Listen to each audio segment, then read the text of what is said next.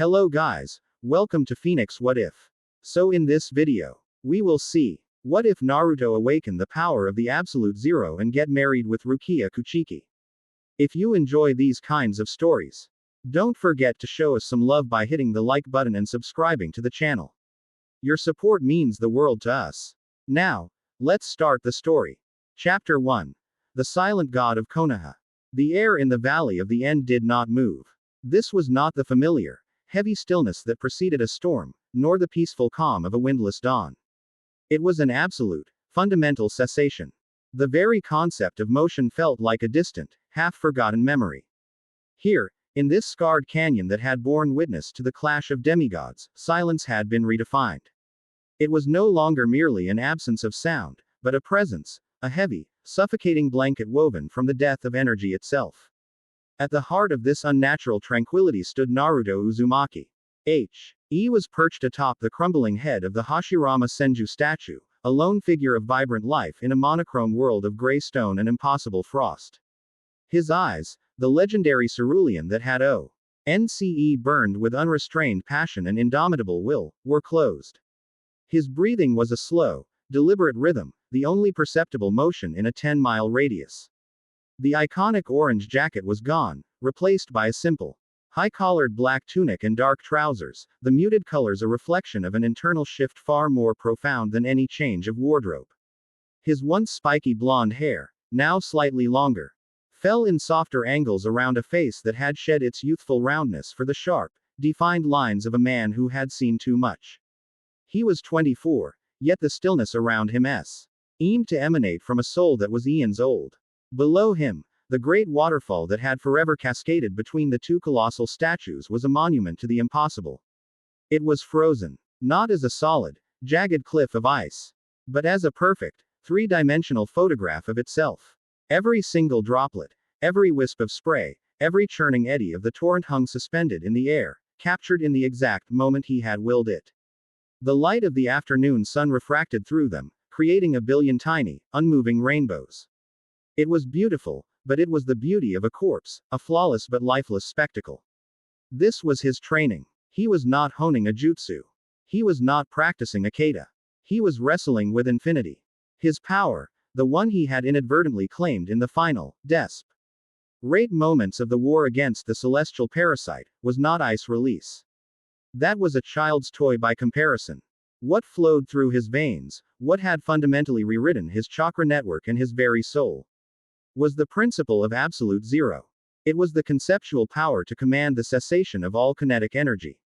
He could halt the vibration of atoms, the flow of heat, the propagation of light, the very march of time in a localized space.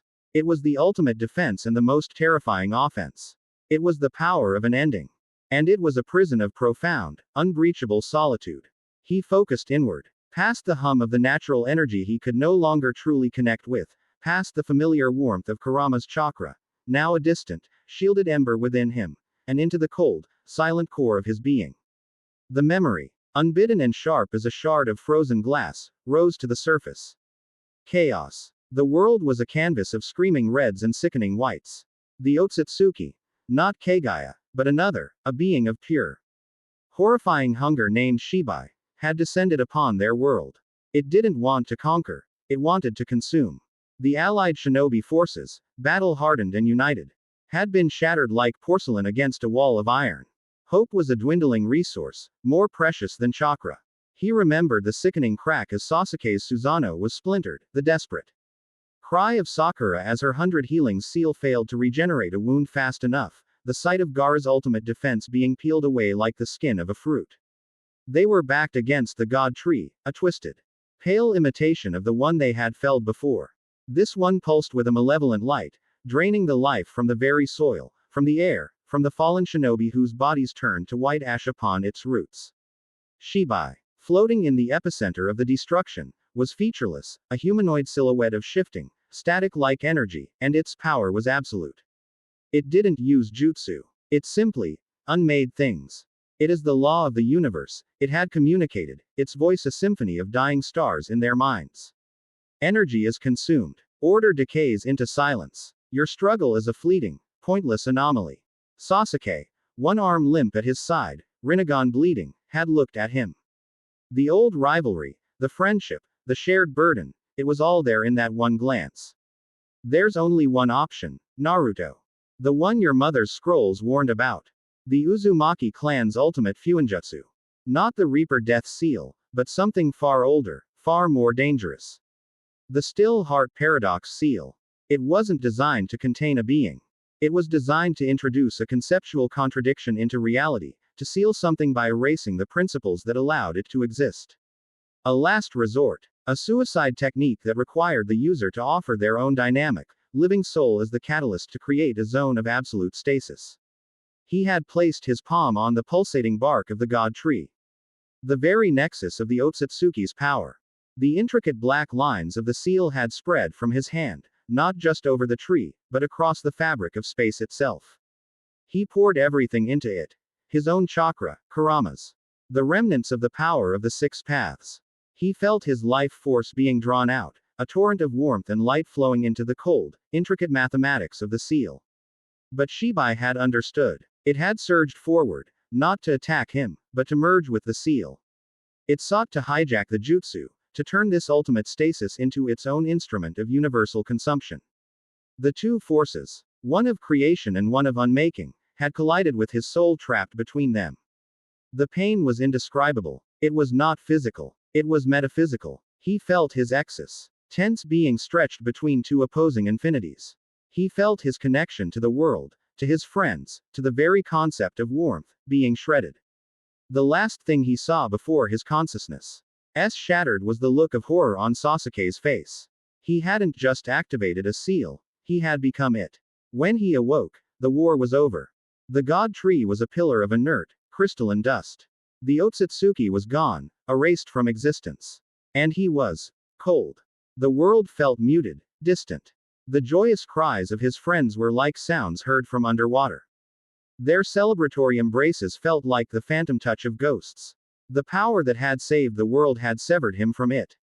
A single, perfectly formed tear escaped his closed eyelid. It did not fall. It froze on his cheek, a tiny, glittering diamond of sorrow. He exhaled slowly. The sound was a soft hiss, the only noise to defy the absolute silence. He lowered his hand, and the universe rushed back in. The roar of the waterfall was a physical blow. A deafening explosion of sound that slammed into him. The wind, freed from its prison, howled through the canyon. The suspended droplets collapsed into the churning chaos of the river, their brief, beautiful stasis erased as if it had never been. The oppressive, soul-deep cold receded from the environment, contracting back into his own body, a familiar ache that never truly left him. He opened his eyes. The world was in motion again. It was vibrant. It was alive. And he was its observer, forever separated by a pane of invisible, freezing glass.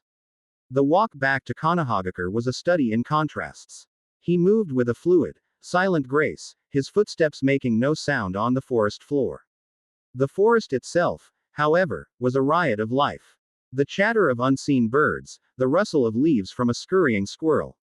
The low hum of insects. It was a symphony he could appreciate but no longer feel a part of. He was the conductor of an orchestra in which he could never play. As the village gates came into view, the sensation of isolation intensified. The guards, seasoned shinobi who had fought alongside him, snapped to attention. Their faces were masks of unwavering respect, but their eyes held a flicker of something deeper. Awe, bordering on fear. They saw the hero of the Fourth Great War, the man who had single-handedly ended the greatest threat their world had ever known. But their senses, honed by years of combat, also registered the otherness of him. His chakra signature was no longer a warm, blazing sun. It was a black hole, a patch of perfect emptiness on the sensory canvas of the world. Lord Naruto, the senior guard said, his voice carefully neutral. Welcome back. He gave a slight nod, the ghost of a smile touching his lips. It was a practiced expression. One he had learned to use to put people at ease, though it rarely worked. Chuji. Everything quiet. As always, thanks to you, sir. The formality felt like another brick in the wall around him. He passed through the gates and into the bustling streets of his home.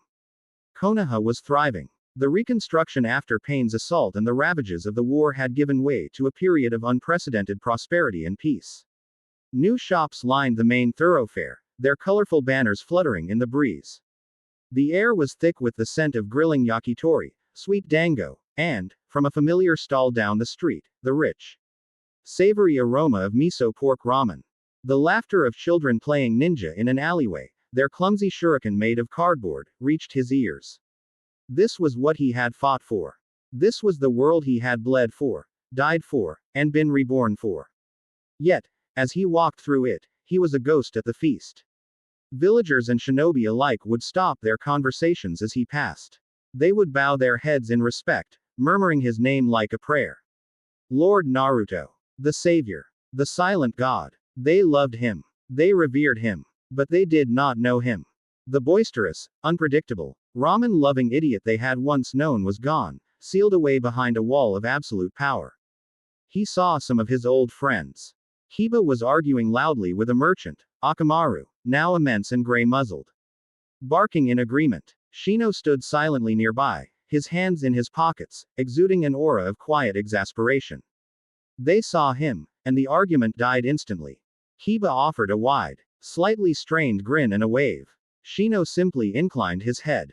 The easy camaraderie they had once shared, the effortless insults and playful shoves, were impossible now. How could you playfully shove a man who could freeze your heart solid with a stray thought? He made his way to the Hokage Tower, the red edifice a constant, reassuring presence in the center of the village. The climb up the familiar spiral staircase was a journey through his own past. Every step held a memory of a younger, more reckless version of himself storming up to argue with the third Hokage or his grandmother, Tsunade. The doors to the office were opened for him before he could knock. Tsunade sat behind the great desk, looking not a day older than she had a decade ago, though the stacks of paperwork seemed to have multiplied. In the corner, leaning against the wall with his ever-present book in hand, was Kakashi. His silver hair was a little duller, the lines around his visible eye a little deeper. But he still possessed an air of relaxed competence. Naruto, Tsunade said. Her voice, unlike the others, held no fear. It held only weariness and a deep, abiding affection that managed to pierce through his cold shell. If only for a moment. Your little trip to the valley gave you what you were looking for. Control is a process, not a destination, he replied, his voice a low, calm baritone. It always surprised people who hadn't heard him speak in a while. The loud, grating shout of his youth had been replaced by a voice that seemed to absorb sound. Kakashi closed his book, his single, dark eye focusing on his former student with an unnerving intensity. The elders are getting nervous again. The Raikage sent another formal inquiry about the atmospheric disturbances in the land of fire. He wants to classify you as a global strategic asset. I am not a weapon, Naruto stated. It was a simple sentence, but it filled the room with a sudden, oppressive cold. The temperature dropped by 20 degrees in a heartbeat. A thin layer of frost instantly coated the window panes. Tsunade sighed, rubbing her temples. She was immune to the effect, a benefit of her own legendary chakra control. But she felt the shift in the air. We know that, Naruto. But they don't. They see a power that ended a godlike being in an instant. It terrifies them. And frankly, she leaned forward, her brown eyes locking with his, it should. That power terrifies me. Kakashi pushed himself off the wall. What she means is, we're worried about you, Naruto. This power, it's changing you. It's isolating you. When was the last time you went out for ramen with Iruka? Or sparred with Lee? My sparring partners tend to end up with hypothermia, Naruto said, a hint of dry, bitter humor in his tone. The frost on the windows receded as he consciously reasserted his control. And ramen, it gets cold before I can finish it. The simple, domestic tragedy of that statement hung in the air. It was more telling than any grand pronouncement of his loneliness. The three of them, the last vestiges of Team 7 and their mentor, stood in a silence thick with unspoken words. The bond was still there, a deep, unbreakable thing forged in fire and blood, but it was strained, stretched thin by the sheer, cosmic scale of what Naruto had become. The Soul Society has made contact, Tsunade said, changing the subject, her tone all business. A formal delegation. They claim a massive, stable anomaly has appeared on their spiritual senses, centered right here in Konoha. They're sending an investigator. Naruto's gaze remained impassive, but a flicker of interest stirred within him. Soul Society. I thought the connection between our worlds was a myth. Apparently not, Kakashi said. Their description of the anomaly was specific. An energy signature of immense scale, but with zero fluctuation. A spiritual void. Sound familiar? Naruto didn't need to answer. He was the anomaly. It seemed the consequences of his transformation were rippling out further than he had imagined. What do they want? To observe. To understand, Tsunade said. Their envoy will arrive tonight. They are to be treated as a diplomatic guest from a friendly nation. No hostilities. I'm assigning you as their official liaison. Let them observe you. Maybe it will help convince everyone you're not a monster waiting to explode. He nodded once. Understood. He turned to leave, the conversation feeling complete. Naruto. Kakashi's voice stopped him at the door. Try to connect with them. Don't just be the anomaly.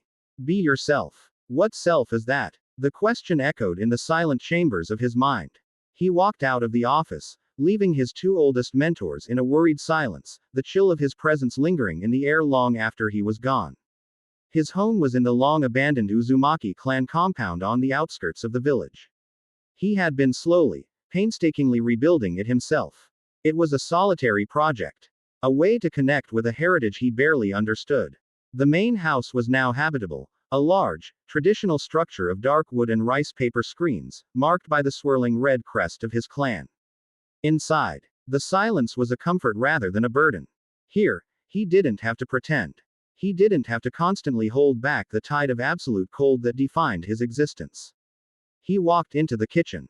A spacious room with modern amenities that looked jarringly new against the ancient timber of the house. He wanted tea. It was a simple, grounding ritual. He filled a kettle with water and placed it on the stove. He reached for a canister of green tea, his movements precise and economical. But as he focused on the simple task, his concentration on the oppressive power within him wavered for a fraction of a second. A wisp of blue-white energy, no bigger than a firefly, leaked from his fingertips. It touched the metal kettle. There was no sound. The low hum of the electric stove simply ceased. The water inside the kettle, which had just begun to steam, instantly flash froze. The metal of the kettle itself became brittle with cold, a network of frost spreading across its surface before it cracked with a sharp ping, a chunk of it falling to the floor and shattering like glass. Naruto stared at the ruined kettle, his hand still outstretched.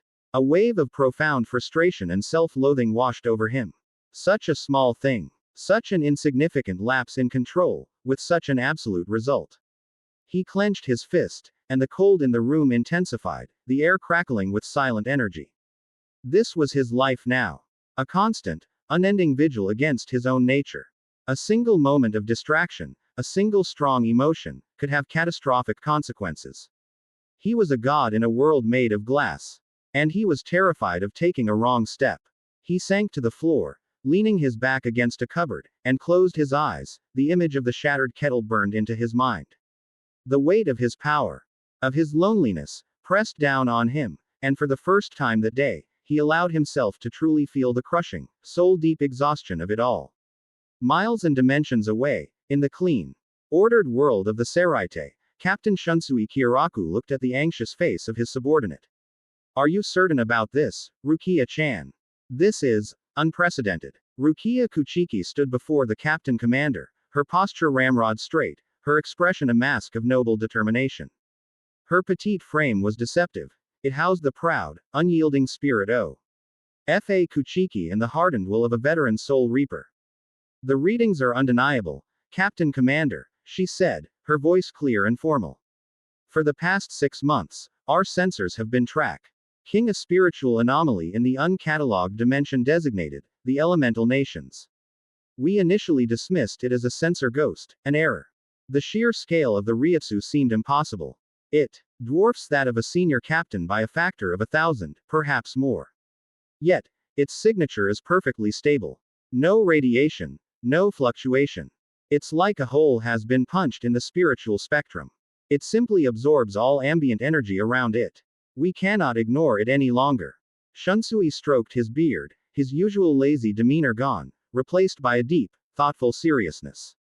A living bind. Gee, with that much power. And to have it be perfectly contained.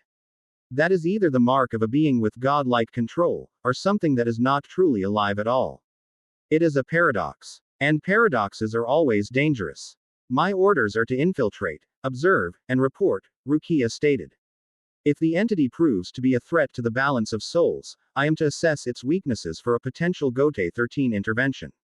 And if it is beyond your ability to handle, Shunsui asked gently, then I will die with my face towards the enemy, knowing I have served the Soul Society, she replied without a moment's hesitation.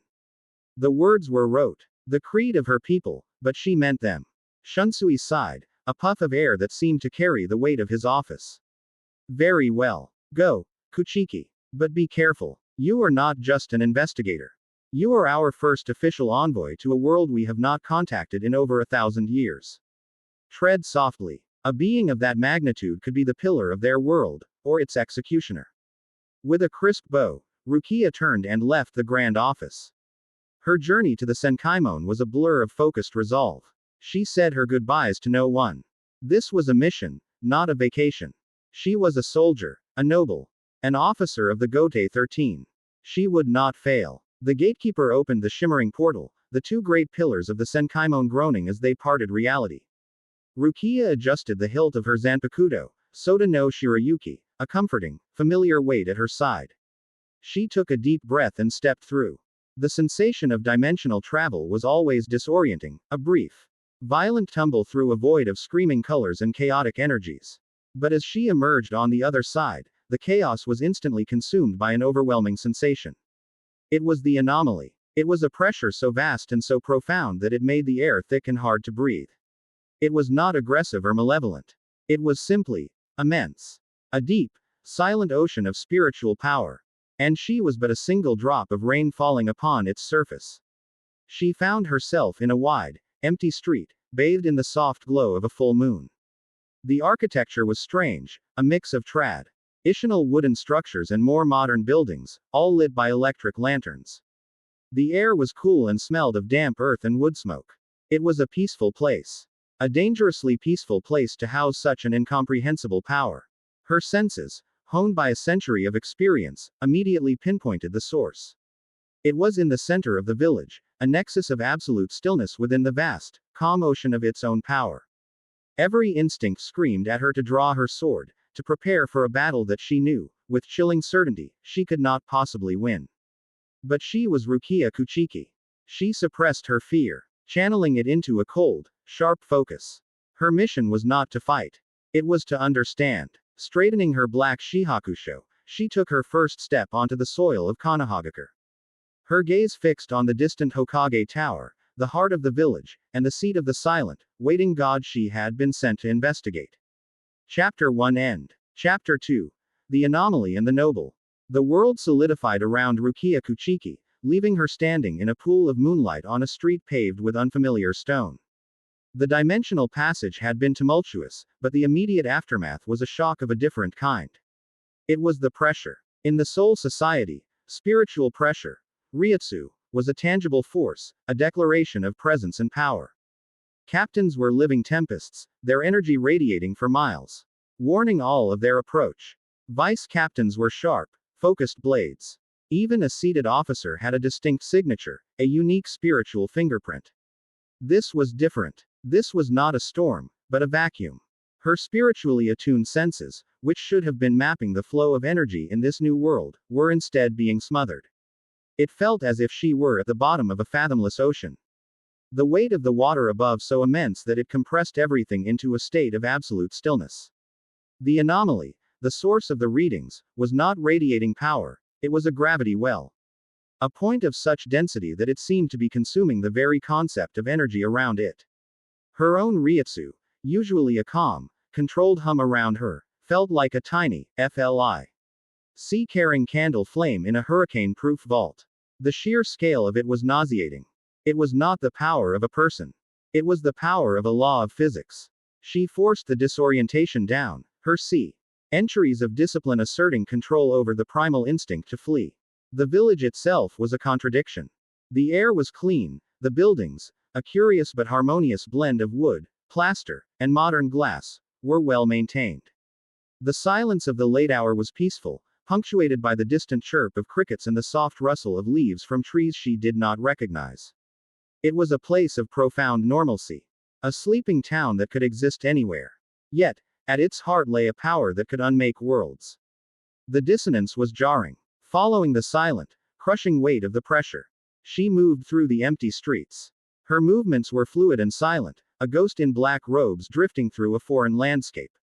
She used shunpo, the flash step technique, in short, controlled bursts, testing the atmosphere. The air resisted her, not with force, but with an unnerving inertia, as if she were moving through water that grew thicker the closer she got to the center. The Hokage Tower loomed ahead, a cylindrical red building that was clearly the administrative heart of the village. Two figures stood guard at the main entrance. They were not samurai, not Kido Core, their attire was practical. Fitted vests over dark uniforms, and they carried no visible swords. Yet, as she approached, they straightened from relaxed postures to a state of sharp, predatory alertness. Their eyes, sharp and intelligent, tracked her approach without fear. What she felt from them was chakra, the energy of this world. It was different from Ryutsu, more deeply entwined with the physical body, but it was potent. These were no mere foot soldiers. These were warriors. She stopped a respectful distance away, allowing herself to become fully visible in the lantern light. "I am Rukia Kuchiki," she announced. Her voice crisp and carrying the formal authority of her station. "I am the appointed envoy of the Soul Society. I believe I am expected." The two guards shared a quick, professional glance. One of them, a woman with violet hair tied in a high ponytail, nodded. "We were informed of your arrival. Welcome to Konohagakure. Lady Hokage is waiting for you." Her tone was polite but guarded. They had been trained to expect the unexpected, but a woman in black robes appearing from thin air still warranted caution. They led her inside, their footsteps echoing in the cavernous entrance hall. The interior of the tower was a spiral of corridors and staircases, bustling with more of these shinobi, all moving with a quiet, efficient purpose. Rukia noted the way they looked at her, curious, analytical, but not hostile. They were assessing her, cataloging her as a potential threat or a potential ally. It was a warrior culture, she realized, not unlike her own, just with different trappings. The doors to the Hokage's office were imposing, carved with an intricate leaf symbol. The guards opened them and announced her. "Envoy Rukia Kuchiki has arrived." Rukia stepped inside, her eyes immediately taking in the scene. The room was large and circular, with panoramic windows offering a stunning view of the moonlit village. It was dominated by a massive wooden desk buried under precarious mountains of paper. Behind it sat a blonde woman with a regal, if slightly world-weary, bearing. This had to be the Hokage, Tsunade.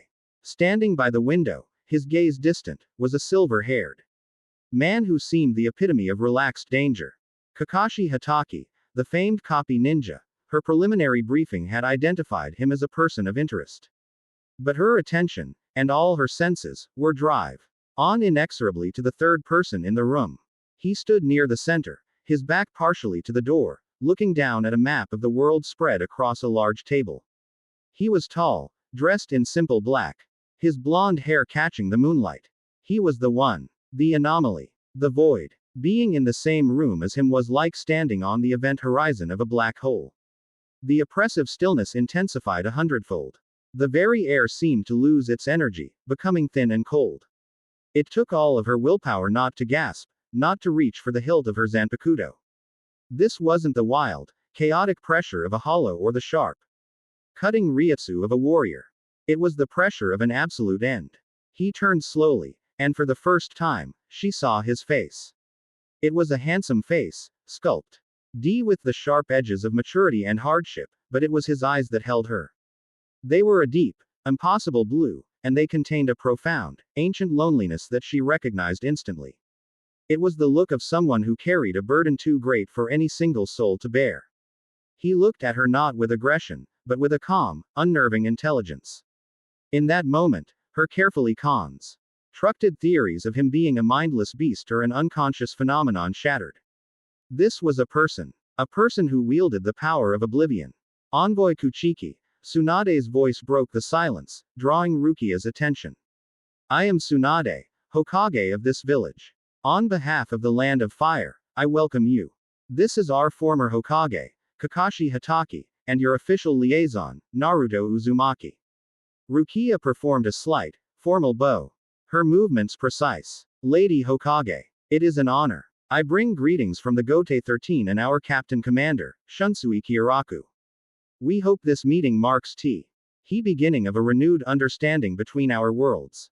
We hope so as well, Tsunade said, her eyes sharp. Your message spoke of an anomaly. You've come a long way. Please, enlighten us. Rukia kept her gaze on Tsunade.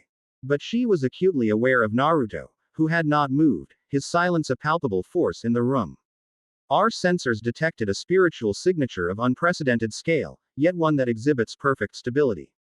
A power source of its magnitude should be radiating energy equivalent to a collapsing star. Instead, it seems to be containing it perfectly. Such a phenomenon is a potential threat to the balance of all worlds.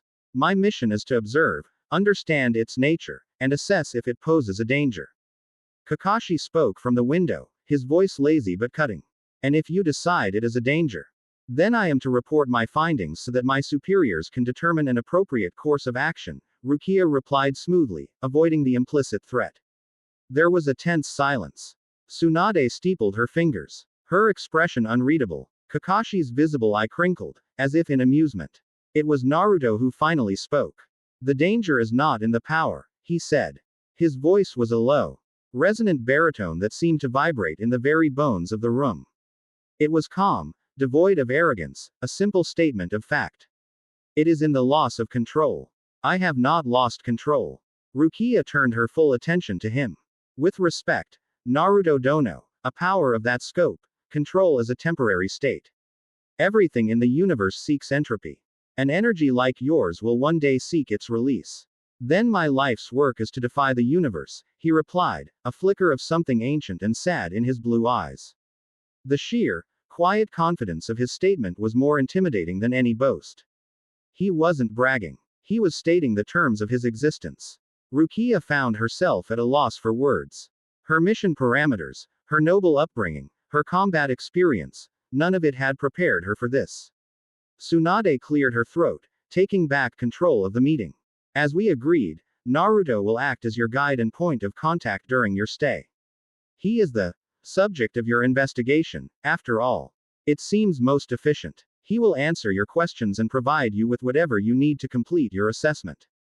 She gave Naruto a look that was both an order and a plea.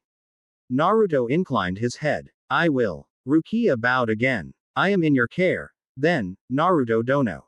Internally, she was reeling.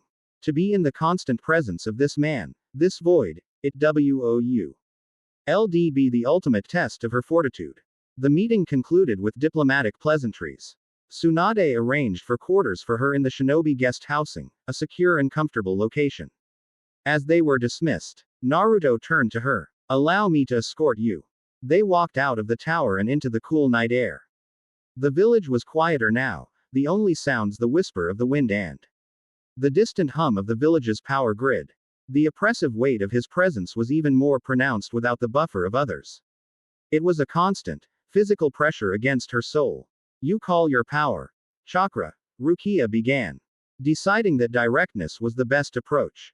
In my world, we have Ryutsu, spiritual energy. How are they different? Chakra is the nexus of spiritual and physical energy, Naruto answered. His pace unhurried as he led her down a wide, lantern-lit street. It is molded through the body, through the hands, to create effects. To create jutsu. It is a tool. And your chakra, she probed. Is it also a tool? He was silent for a long moment. When he spoke, his voice was low. Mine is no longer a tool. It is a state of being. The tool has replaced the craftsman. His words painted a bleak, lonely picture. As they walked, Rukia watched the few late-night wanderers they passed. A pair of shinobi on patrol, a shopkeeper closing his shutters. They would see Naruto, and their reactions were immediate and uniform. They would stop, bow deeply, and avert their eyes until he had passed.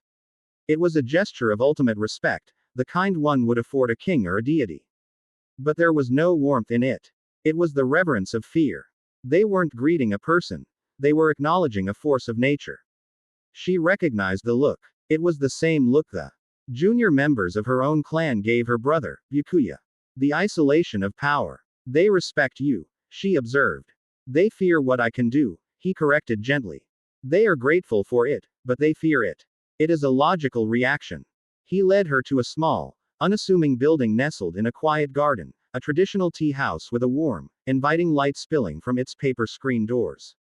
The hour is late, but our conversation has just begun.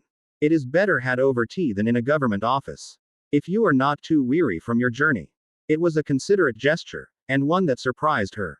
She had expected a cold, distant subject, not a thoughtful host. I am not weary. Tea would be welcome. Inside, the tea house was a haven of tranquility. The scent of matcha and sandalwood filled the air. A wizened old woman bowed to Naruto, her eyes showing a familiarity and warmth Rukia hadn't seen from anyone else. She showed them to a private, secluded table overlooking a small, meticulously raked sand garden. They sat opposite each other, the small wooden table a fragile barrier between them. Once the tea was served, a fragrant, steaming brew in simple ceramic cups, the old woman left them in silence. Rukia decided to test the waters.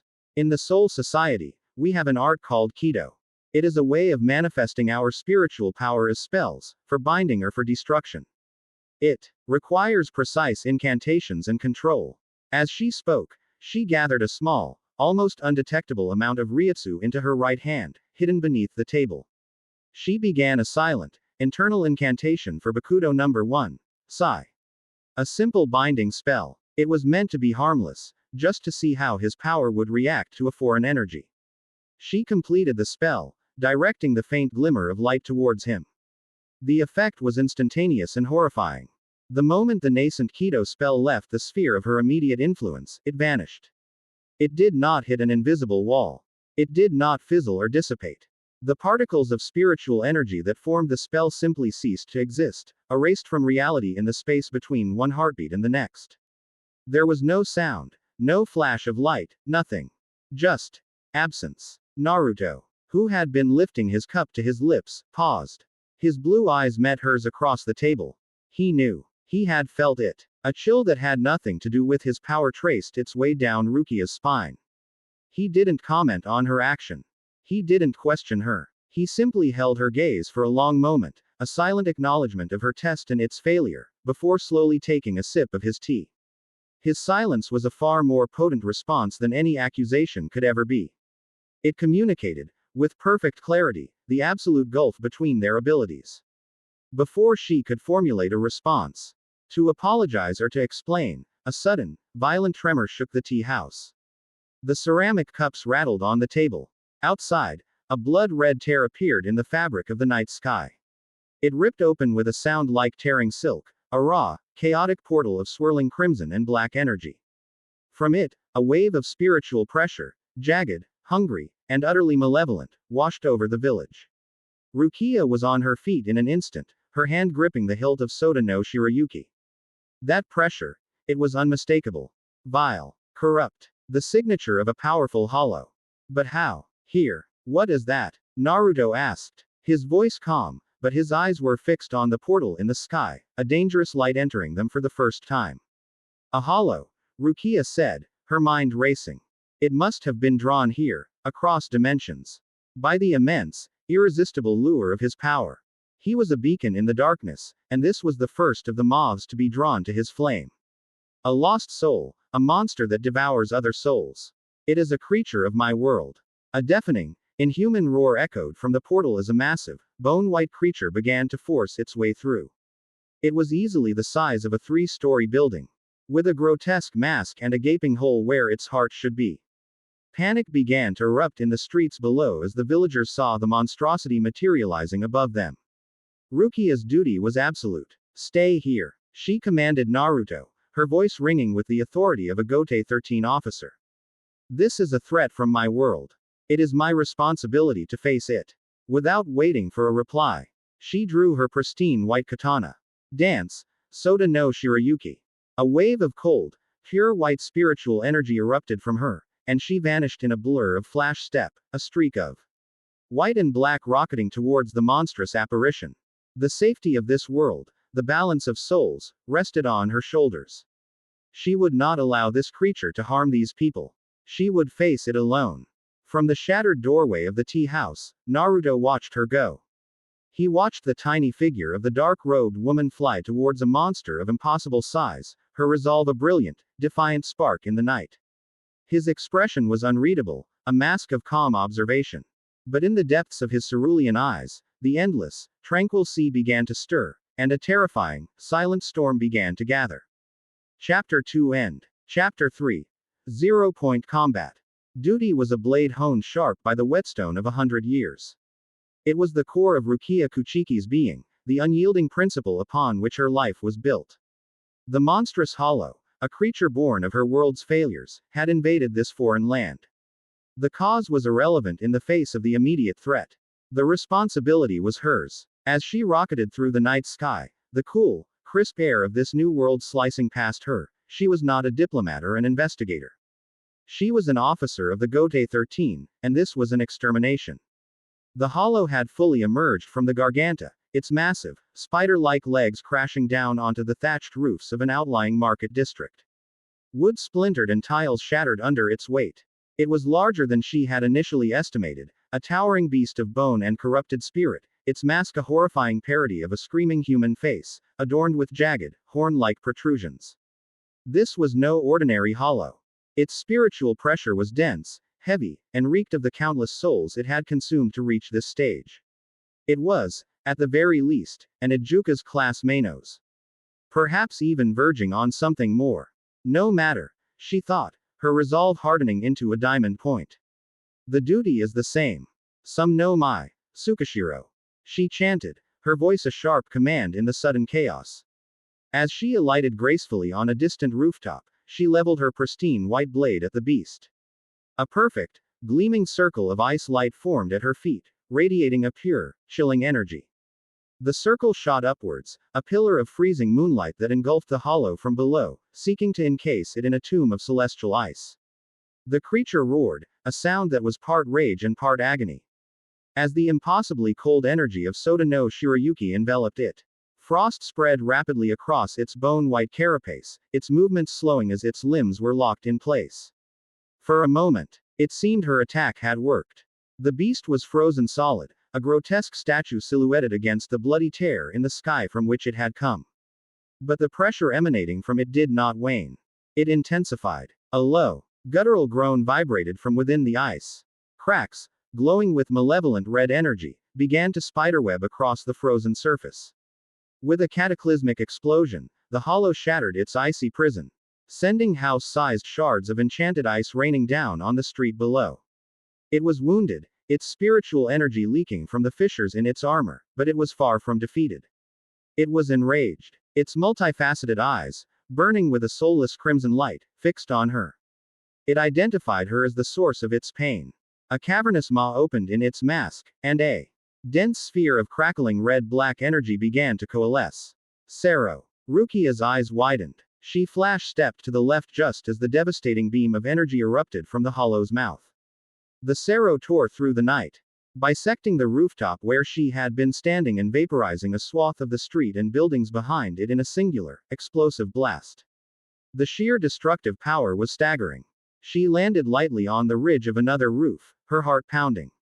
The beast was more powerful than she'd anticipated. It wasn't just its resilience, it was the speed and potency of its Sero. It was adapting, learning. This would not be a simple battle of attrition. Then I will not give you the chance, she whispered, her resolve unwavering. She raised her blade again, the white ribbon on its hilt fluttering like a prayer in the wind. Tsugi no mai, Hakuren. A brilliant white wave of absolute cold surged from the tip of her Zanpakuto. It was not a projectile of ice, but an avalanche of pure, freezing ryutsu that thundered towards the hollow. The creature, caught in the midst of another Sero charge, had no time to evade. The Hakuren slammed into it, and this time, the freezing was more profound. The beast was thrown back, crashing through several buildings as a massive glacier of ice bloomed in the center of the district, encasing the monster completely. Panting slightly, Rukia watched the tomb of ice. Her senses on high alert. The hollow's spiritual pressure was diminished, smothered by her own, but it was still there, a venomous, struggling heartbeat in the cold. It was trapped, but it was not dead. She needed to deliver a finishing blow before it could break free again. She began to gather her energy for a third dance, a final, decisive strike, but a sudden, terrifying premonition stayed her hand. The Ryutsu within the ice prison was changing. It was compressing, folding in on itself, becoming hotter and denser. The ice began to glow from within, first a dull red, then a blinding crimson. With a deafening shriek of superheated steam, the glacier detonated from the inside out. Rukia threw herself flat as a wave of concussive force and scalding vapor washed over her. The roof beneath her groaning in protest. When the steam cleared, the hollow stood in the center of the devastation, its body glowing with red heat.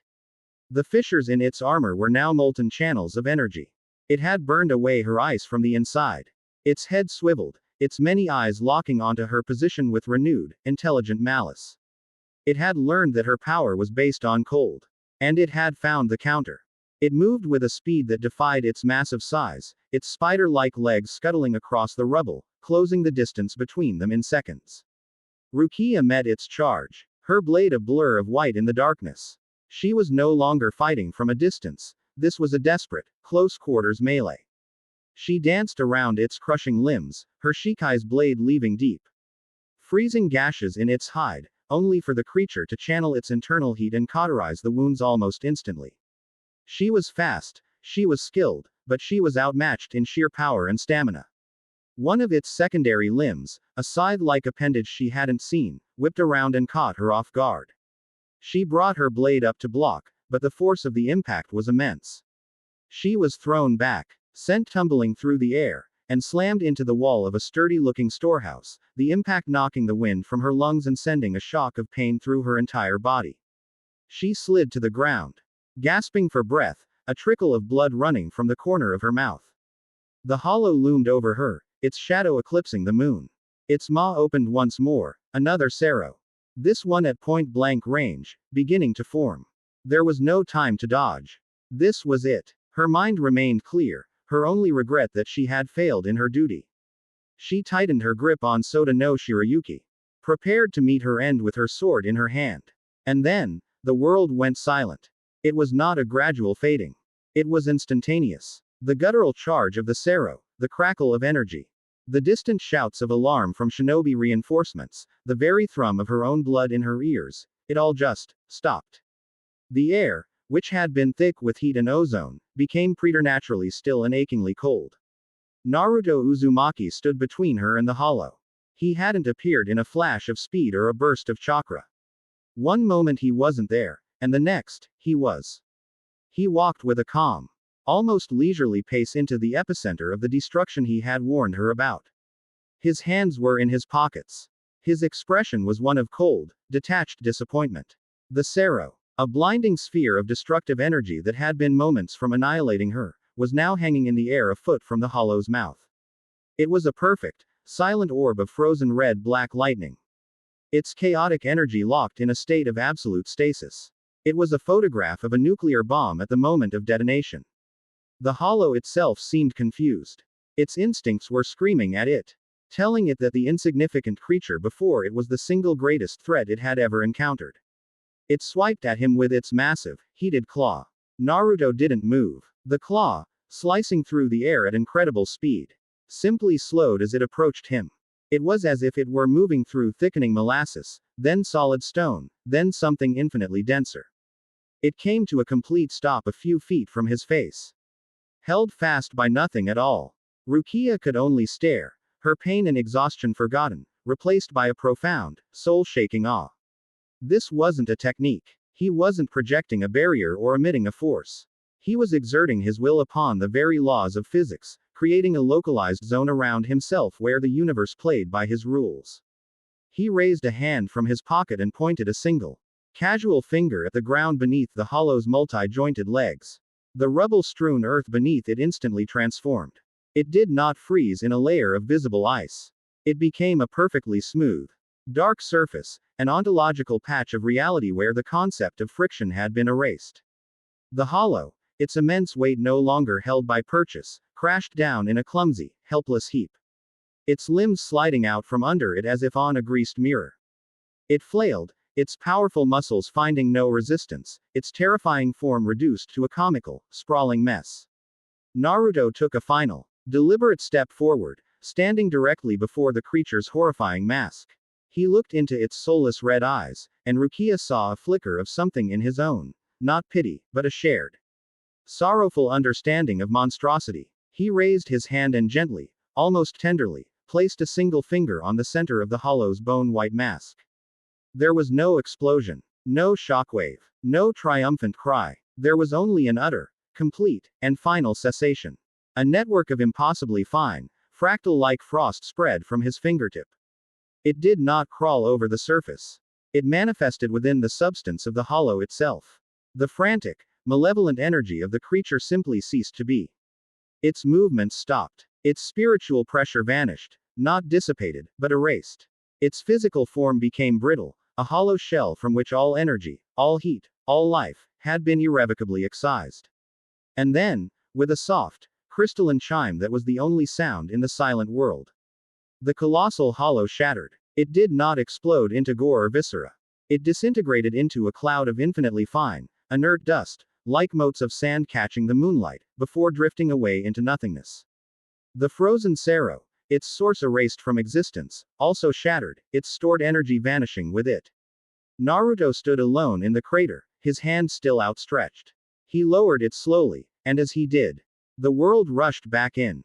Sound, heat, and motion returned with the force of a physical blow. The silence was broken, replaced by the crackle of fires and the groaning of stressed buildings.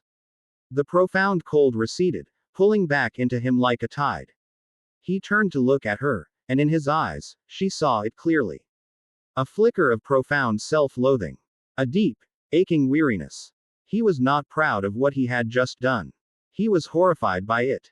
He was a man who wielded the power of the end, and every time he used it, a part of him died with his victim. It was a look she recognized. A look she had seen in the mirror after her own hardest battles. And in that moment, a sliver of understanding, of empathy, pierced through the terror his power inspired. Before either of them could speak, a new presence announced itself. A flash of crimson and a surge of a completely different type of energy, warm, vibrant, and fiercely protective, appeared at the edge of the crater. A woman with striking, long red hair and glasses stood there, her hands clenched into fists, her body trembling. Her eyes, the same piercing shade of red as her hair, were wide with panic. Naruto, she cried, her voice sharp with worry. She scrambled down into the crater, ignoring Rukia completely, and rushed to his side. Are you all right? I felt it. A massive, void-like signature, and then you released it. Are you hurt? Did it drain you? She began checking him for injuries, her hands hovering over him, her focus absolute. This was Karen Uzumaki. Rukia recognized the name from the bingo books. A high-level sensor type and medical ninja from Naruto's own clan. Her sensory abilities must have registered the hollow and, more potently, Naruto's response. Naruto gently caught her hands, stopping her frantic examination. I'm fine, Karen. It's over. Karen finally seemed to notice Rukia, who was now slowly, painfully getting to her feet, leaning on her Zanpakuto for support. Karen's worried expression instantly morphed into one of sharp, biting suspicion. Her crimson eyes narrowed, scanning Rukia from head to toe. Her sensory perception was clearly analyzing Rukia's spiritual nature, her injuries, and the lingering traces of the hollow. Who is this? Karen demanded, her tone accusatory. She stepped slightly in front of Naruto, a subtle, protective gesture. Her energy signature, it's utterly alien. And it reeks of that monster. Was this her doing? Did she bring that thing here? The tension crackled in the air, a different kind of energy from the battle that had just concluded. It was the clash of two worlds, of two loyalties, centered on the silent, powerful man who stood between them. Chapter 3 End. Chapter 4. A game of cage and a flash of gold. The land of iron was a world painted in monochrome. Heavy, gray clouds perpetually choked the sky, and a fine, persistent snow fell not in flakes, but in a uniform, silent curtain that muffled all sound and paint. The landscape in endless shades of white and black. The air was thin and sharp, tasting of cold stone and the distant, clean scent of pine. Here, amongst the stark, snow-dusted peaks, the samurai ruled. Their discipline was reflected in the very architecture of their citadel. Stark, clean lines, unadorned dark timber, and imposing fortress walls that seemed to have been carved from the mountain itself. Their angles designed to shed snow and repel invaders with equal, dispassionate efficiency. It was a land of quiet order and unyielding principle, the perfect, neutral ground for a meeting to threatened to shatter the fragile peace of the nations. Naruto stood on a high balcony overlooking the central courtyard, the cold air doing little to breach the zone of thermal neutrality that perpetually surrounded him. The snowflakes that drifted near him did not melt. They sublimated, turning from solid to vapor without ever gracing his skin with the touch of moisture. He watched the samurai below. Their lacquered black armor a stark contrast to the snow, as they moved through their katas in perfect, synchronized silence. Their movements were precise, economical, and utterly lethal. They were a living embodiment of control. Something he pursued with the desperation of a drowning man seeking air. Their chakra is faint, a voice said from behind him. Almost negligible. But their focus is sharp. Like a finely honed blade. Quote. Karen Uzumaki stepped up beside him, her long red hair a startling slash of color in the gray world. She wore the standard Konoha flak jacket over a dark, form-fitting uniform. A stark departure from her previous, more revealing attire, a sign of her elevated status and maturity. Her crimson eyes, usually narrowed in suspicion or wide with concern when near him, were now calm and analytical. Scanning the samurai below, she had insisted on accompanying him to this summit, not just as a bodyguard, but as a sensory shield, her Uzumaki abilities allowing her to detect and identify any potential threat, be it a hidden assassin or a duplicitous thought. They don't need chakra, Naruto replied, his voice a low murmur. Their strength is in their skill, their discipline, and the weight of their conviction. There's a lesson in that. Perhaps, Karen conceded, though her tone was skeptical. She adjusted her glasses, her gaze shifting to him. The fierce protectiveness was still there. A constant, simmering heat beneath her professional demeanor. We should not be here. This is a tribunal disguised as a summit. They want to put a leash on you. They want to understand. Naruto corrected gently. Fear is born from ignorance. The only way to dispel it is to face it. The Soul Reaper woman, Karen said, the name tasting like acid in her mouth. Is that what you were doing with her?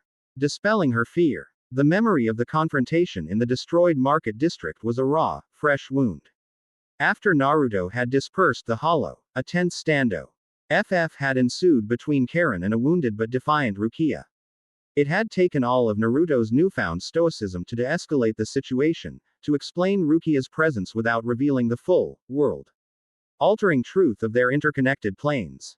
He had sent Rukia back to her quarters under the protection of Anbu, with a promise to speak with her upon his return, leaving the two women in a state of mutual, simmering animosity. Rukia was doing her duty, Naruto stated, his tone leaving no room for argument.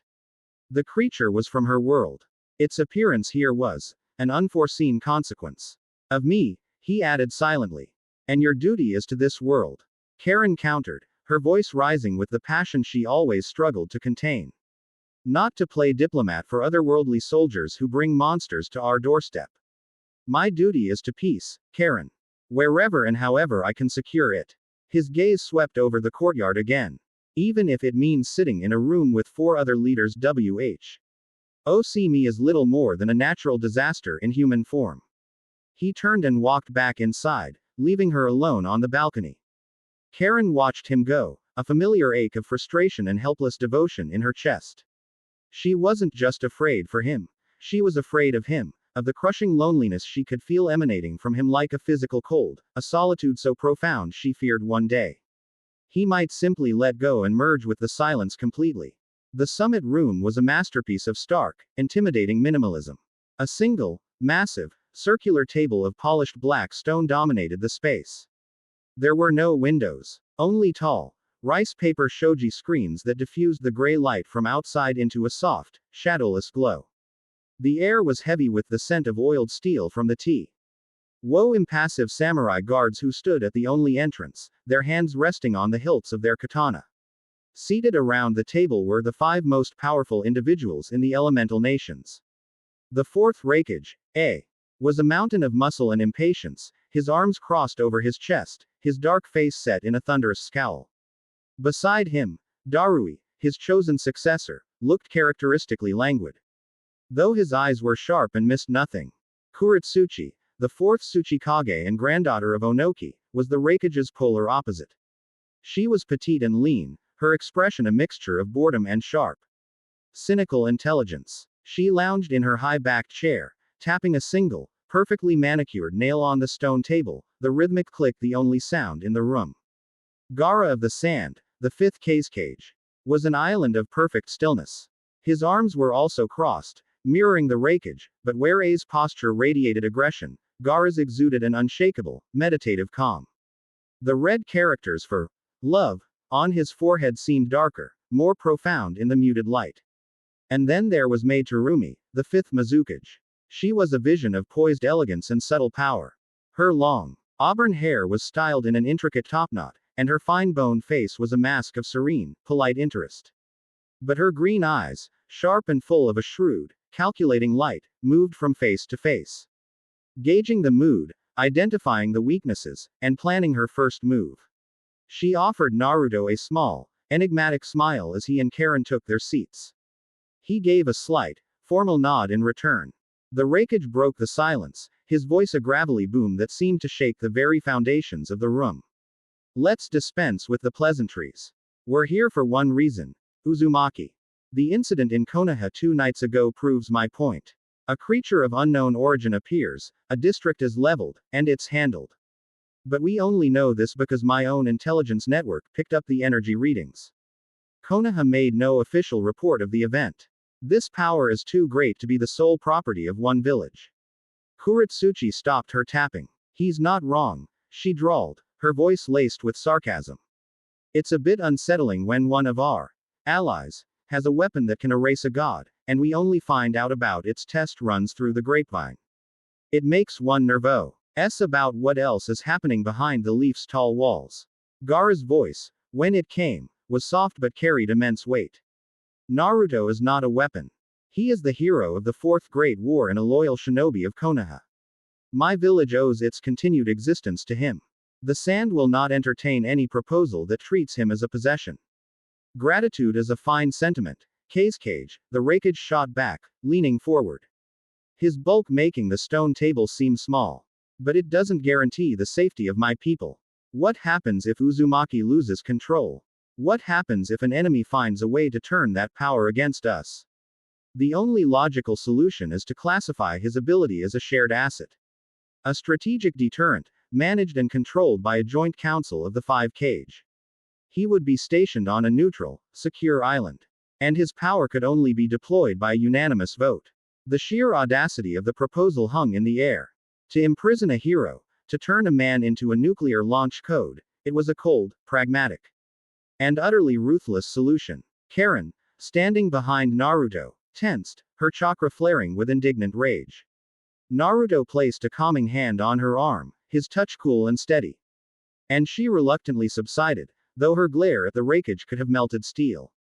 It was Mei who finally spoke, her voice as smooth and pleasant as a warm current. A fascinating proposal, Lord Raikage. A cage, no matter how gilded, is still a cage. And I have found that caging a typhoon does not tame it, it merely makes the eventual destruction all the more spectacular. She leaned forward, her serene smile unwavering. I believe you are all looking at this from the wrong perspective. You see a threat to be contained. I see an opportunity. A guarantee. She turned her gaze to Naruto, her eyes holding a spark of genuine intellectual excitement. Lord Naruto's power is absolute. This is a fact we must accept. You cannot build a dam strong enough to hold back the ocean. So, instead of trying to contain it, why not build a new world in its lee? A world where the threat of another great war, the rise of another Akatsuki, the descent of another Otsutsuki, is rendered moot by the simple, undeniable fact of his existence. What are you suggesting, Mizukage? Kuritsuchi asked, her interest piqued.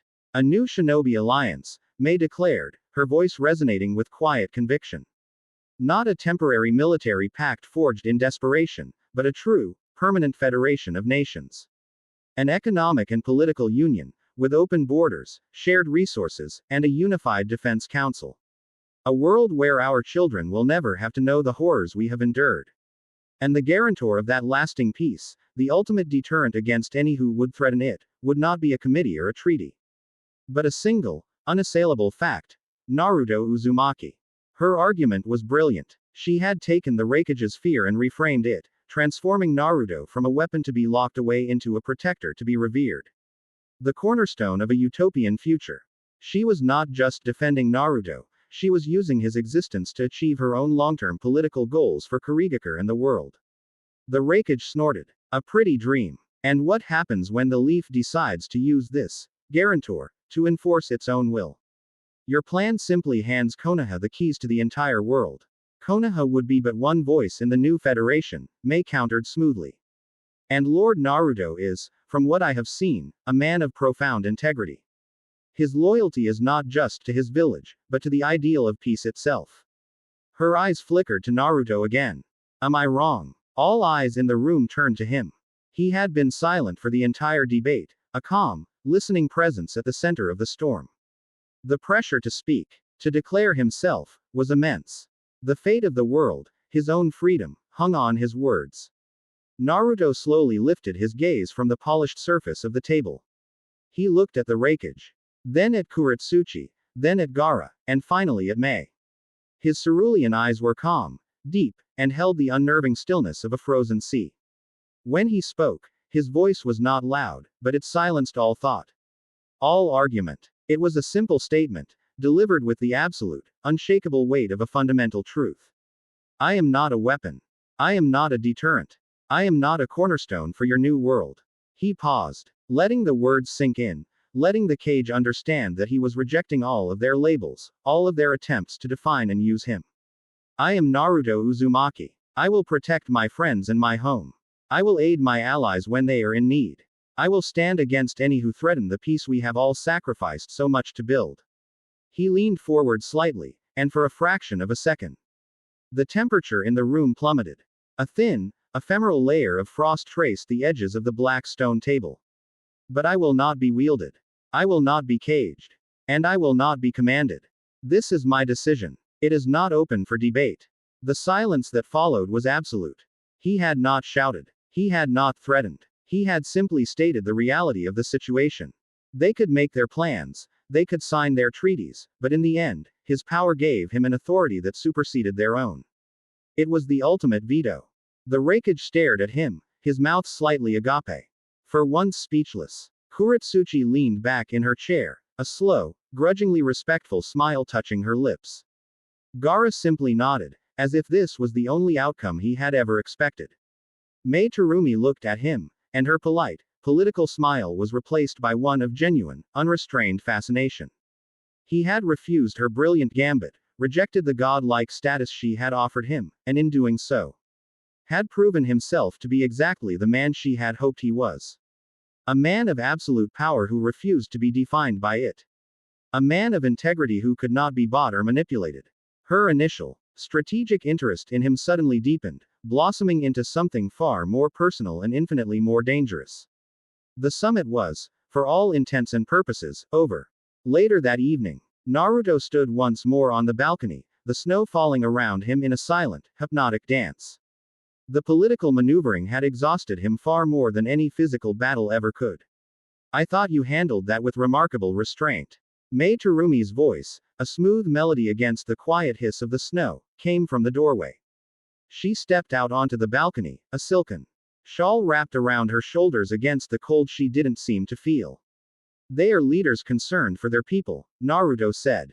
I cannot blame them for their fear. No, you can't, she agreed, coming to stand beside him. Her presence a subtle warmth in the frigid air.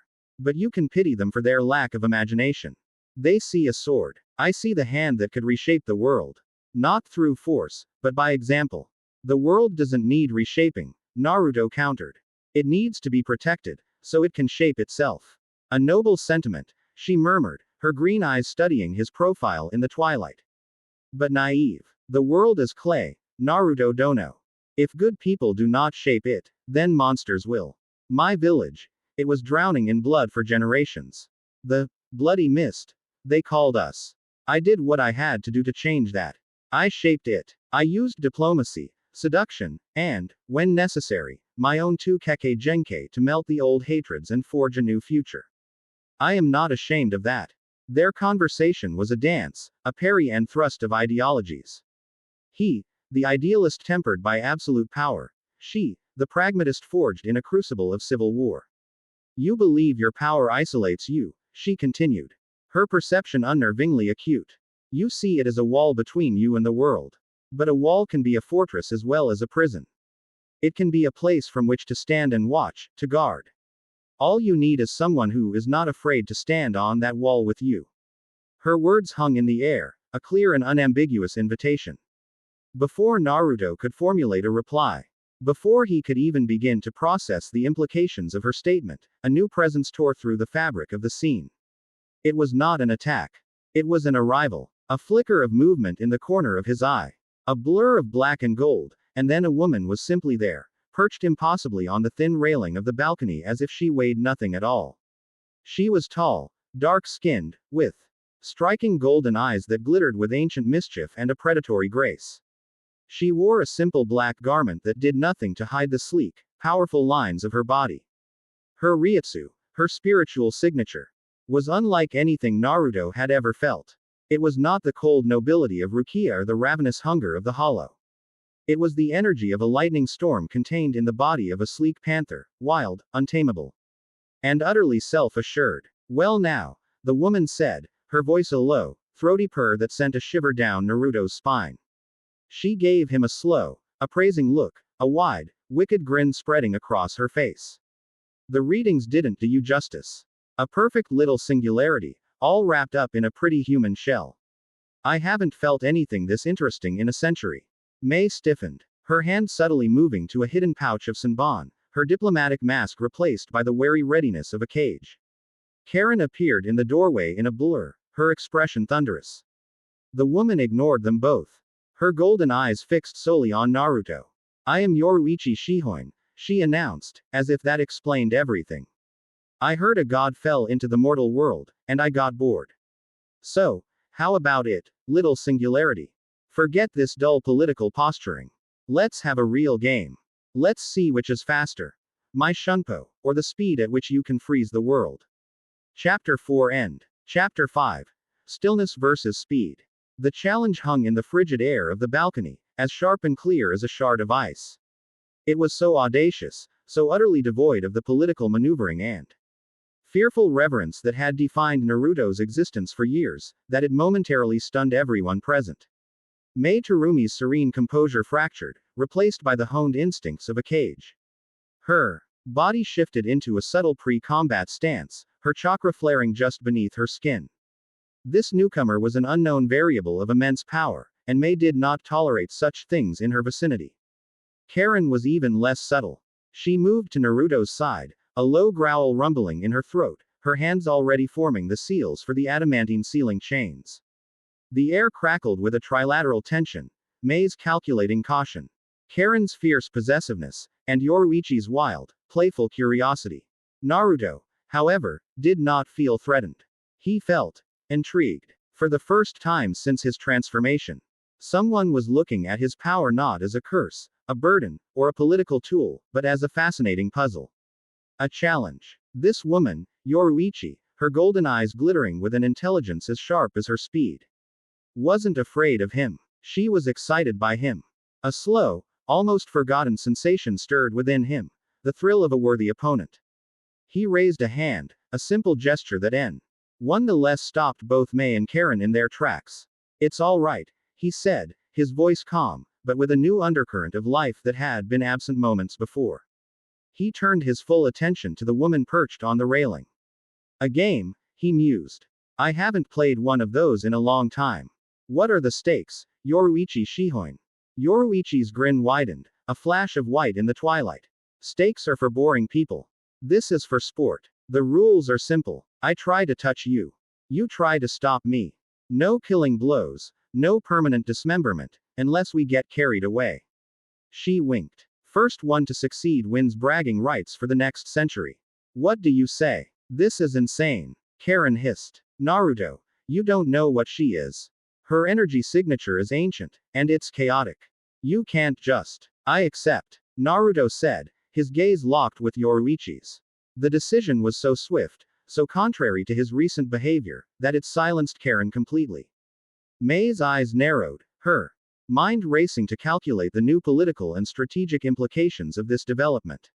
Yoruichi clapped her hands together once, a sharp, crisp sound. Excellent. Though this lovely, snowy balcony is a bit restrictive. I'd hate to scuff the architecture. She glanced around. We need a bigger playground.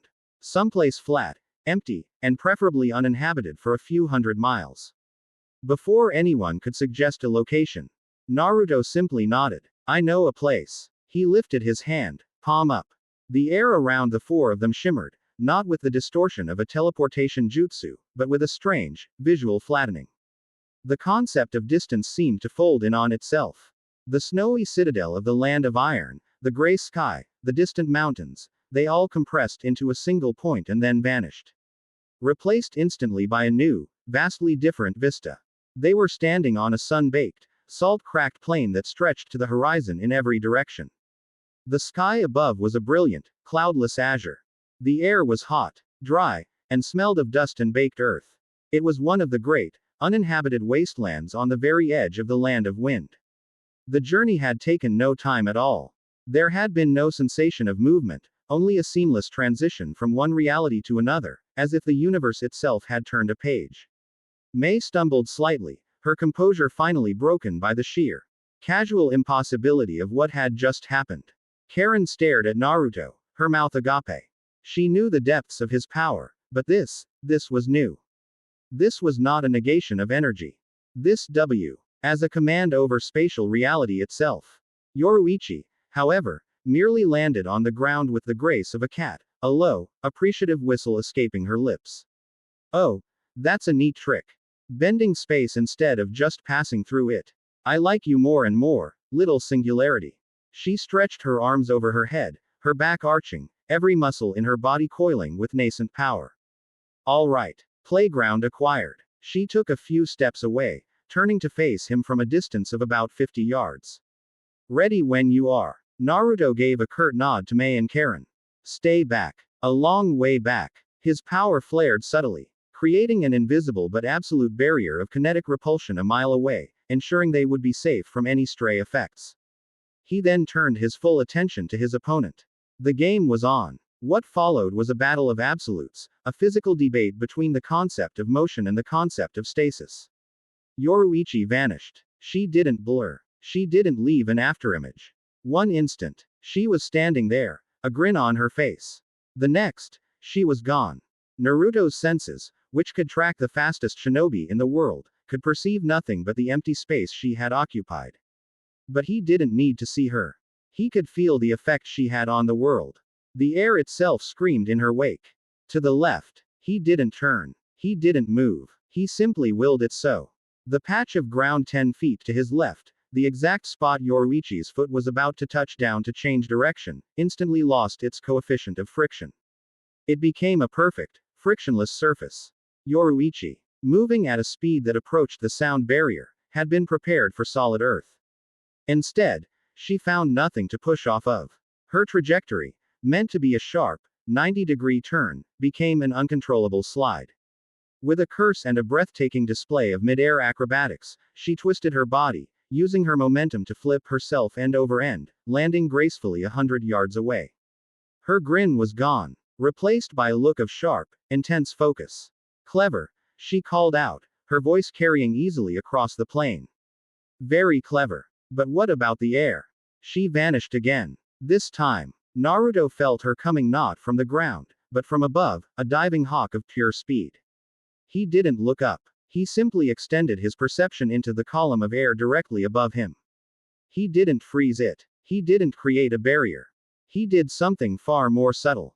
He increased its density. Yoruichi, plummeting towards him, slammed into the pocket of altered atmosphere as if she had hit a wall of solid diamond. The boom of the impact was the first real sound of their battle, a miniature sonic boom that cracked the salt flat below. She was thrown back, sent tumbling through the sky, her momentum utterly negated. She landed even further away this time, shaking her head as if to clear it. The playful curiosity in her eyes was now mixed with a healthy dose of professional respect. You don't fight, do you? She observed, her voice tight with exertion. You just edit the battlefield. Motion requires a medium, Naruto replied, his stance still relaxed, his hands still in his pockets. I just make the medium, and cooperative. And cooperative, huh? A fierce, wild light ignited in Yoruichi's golden eyes. I can be incooperative too. A brilliant, crackling aura of pure white energy erupted around her body. So bright it was painful to look at. It was dense, high-pressure keto, shaped and molded by her will, clinging to her skin like a second skin of pure lightning. Shunko. She roared. The name of the technique a promise of devastation. The game had just escalated. When she moved this time, the world broke. The ground beneath her feet shattered into dust. The air tore apart with a continuous, deafening roar. She was no longer just fast. She was a living bolt of kinetic energy, a comet of destruction. She wasn't running on the ground anymore, she was ricocheting off the air itself. Her Shunko aura providing explosive propulsion with every movement. She came at him from 1,000 directions at once, a storm of golden white light. The sheer speed was disorienting, a visual and sensory overload. Naruto was forced to move. He took a single step back, and as he did, the ground erupted. Not with a jutsu of earth, but with pure, ontological force. A wall of absolute zero ice. Black as obsidian and radiating a cold that was not a temperature but an absence, shot up from the plain. It was 20 feet thick and 100 feet high. It wasn't made of frozen water. It was a construct of pure stasis, a piece of reality where motion was forbidden. Yoruichi, in her lightning-fast charge, didn't even try to go around it. She slammed into it head-on.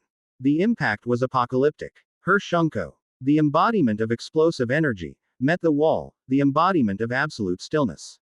For a single, silent moment, two infinities battled for dominance. Then, with a scream of protesting physics, the wall of absolute zero shattered.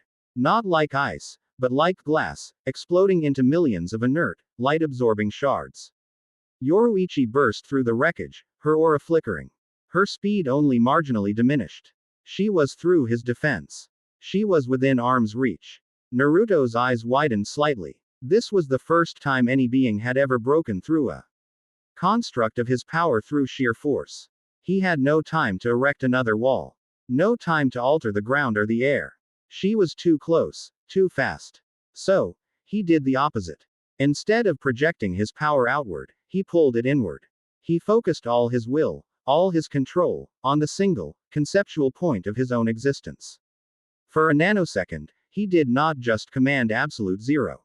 He became it. To Yoruichi, moving at a speed where normal time had lost all meaning, it was the strangest thing she had ever witnessed. Naruto seemed to fade, to lose his color and his dimension, becoming a flat, black silhouette against the world. A hole in the fabric of reality. The closer she got, the more her own incredible momentum seemed to bleed away into nothingness, siphoned off by the silent, absolute stillness he had become. It was like trying to punch a ghost that was also a black hole. But she was Yoruichi Shihoin, the goddess of flash. Her will was as indomitable as his. She poured every last ounce of her strength, her speed, her very life force into one final, impossible burst of movement. She couldn't break through his state of being, but maybe, just maybe, she could move around it. At the last possible fraction of a second, as her fist was about to make contact with the void that was his chest, she executed a Shunko flicker, a micro-teleportation that shifted her trajectory by a mere 6 inches. It was a feat of control so sublime it bordered on the miraculous.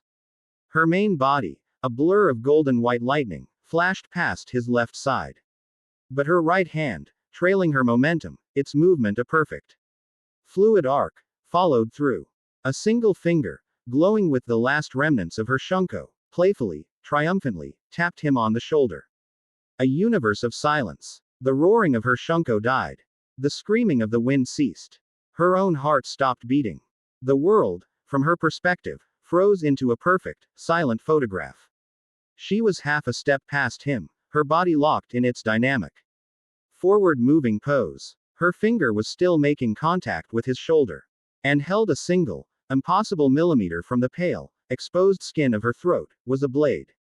It was not a blade of metal or chakra. It was a blade of captured light, a sliver of solidified sunlight that had been commanded to stop moving and become a weapon. It radiated no heat, no energy. It was simply a cutting edge of perfect, absolute stasis. If she moved, if she even breathed, it would sever her head from her shoulders, not by cutting, but by commanding the space her neck occupied to cease to exist. A perfect stalemate. A draw of impossible skill and cosmic power. Then, as one, they both relaxed. Naruto's power receded. The blade of frozen light dissolved back into harmless sunshine. The world rushed back in with a deafening roar. Yoruichi stumbled to a halt 100 yards away, the crackling aura of her shunko sputtering out. She stood there, her chest heaving, her body drenched in sweat. A thin trickle of blood running from her nose from the sheer exertion. For a long moment, there was silence. Then, Yoruichi threw her head back and laughed. It was not a small chuckle, but a loud, rich, unrestrained roar of pure, unadulterated joy. It was the laugh of a warrior who had finally met her equal, the laugh of a thrill-seeker who had just ridden the perfect wave. A draw, she bellowed, her golden eyes shining with exhilaration and profound respect. A damn draw. Oh, you are something else, little singularity. You really are. Naruto watched her, and a strange, familiar sensation spread through his chest. The icy shell of solitude that had encased his heart for years developed a tiny, hairline crack. A genuine smile, the first in what felt like a lifetime, touched his lips. It felt foreign, like working a muscle that had long since atrophied, but it was real. The game was over, and in its wake, something new had been forged. Not an alliance, not a political understanding, but a bond of mutual, hard-won respect between two absolute forces of nature. Chapter 5 End. Chapter 6. Roots of the Uzumaki and a Kindred Spirit. The transition back to the land of iron was as seamless and disorienting as the departure. One moment they were standing on a sun-scorched wasteland under a brilliant blue sky, the next they were back on the snow-dusted balcony, the sea. Hill of the mountain air, a phantom touch against skin still radiating phantom heat. The only evidence of their impossible journey was the faint scent of ozone and the heavy, ragged breathing of Yoruichi Shihoin. Mei Terumi, the ever-poised Mizukage, took a single, stabilizing step, her hand resting briefly against the cold stone of the citadel. Her mind, a precision instrument of strategy and political calculus, was struggling to process the raw data it had just received. She had witnessed a casual manipulation of spacetime followed by a battle that had warped the very laws of physics. Her carefully constructed worldview, built on the predictable principles of chakra and shinobi combat, had been irrevocably shattered. She looked at Naruto not as a political asset anymore, but with the trepidation of a mortal who has just seen a god bleed. Karen, however, had no time for awe. The moment they reappeared, her medical and sensory instincts took over completely. She ignored Yoruichi's panting form and Mei's quiet shock, her crimson eyes instantly locking onto Naruto. Her perception was not limited to the visible spectrum. She could see the very flow of his energy, the intricate, terrifying architecture of his soul. And what she saw made her blood run cold. "You fool," she whispered, her voice trembling with a mixture of fury and terror. She rushed forward, grabbing his arm, her touch both a reprimand and a desperate anchor. "You absolute, reckless fool. What were you thinking?" Naruto looked down at her, the faint, genuine smile from the battlefield still lingering on his lips. "It was a draw, Karen. I'm fine. You are not fine," she snapped, her professional authority overriding all other considerations. Her own chakra, warm and diagnostic, flowed from her palm into his system. To an outside observer, it would be like touching a statue of ice, but her unique Uzumaki senses could perceive the maelstrom within the stillness. The paradox seal, it's not a reservoir you can draw from. It's a graft. It's woven into the very fabric of your being. When you used your power to create that nothingness, you weren't just projecting energy.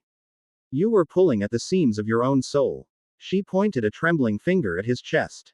"I can feel it. The core matrix of the seal is unstable. There are micro fractures, energy bleeds. You've pushed the conceptual int. egrity of the jutsu to its absolute limit. Do you have any idea what would have happened if it had failed? If the concept of stillness had detached from your spiritual anchor? Her voice dropped to a horrified whisper. You wouldn't have just died, Naruto. You would have become a self-propagating ontological disaster. A cancer on the face of reality. Her words, full of terrifying, esoteric jargon, silenced the balcony. Yoruichi, who had been leaning against the railing with a tired but satisfied smirk, straightened up, her golden eyes losing their playful light. She had seen the end of their fight as a glorious clash of wills. She had not considered the price.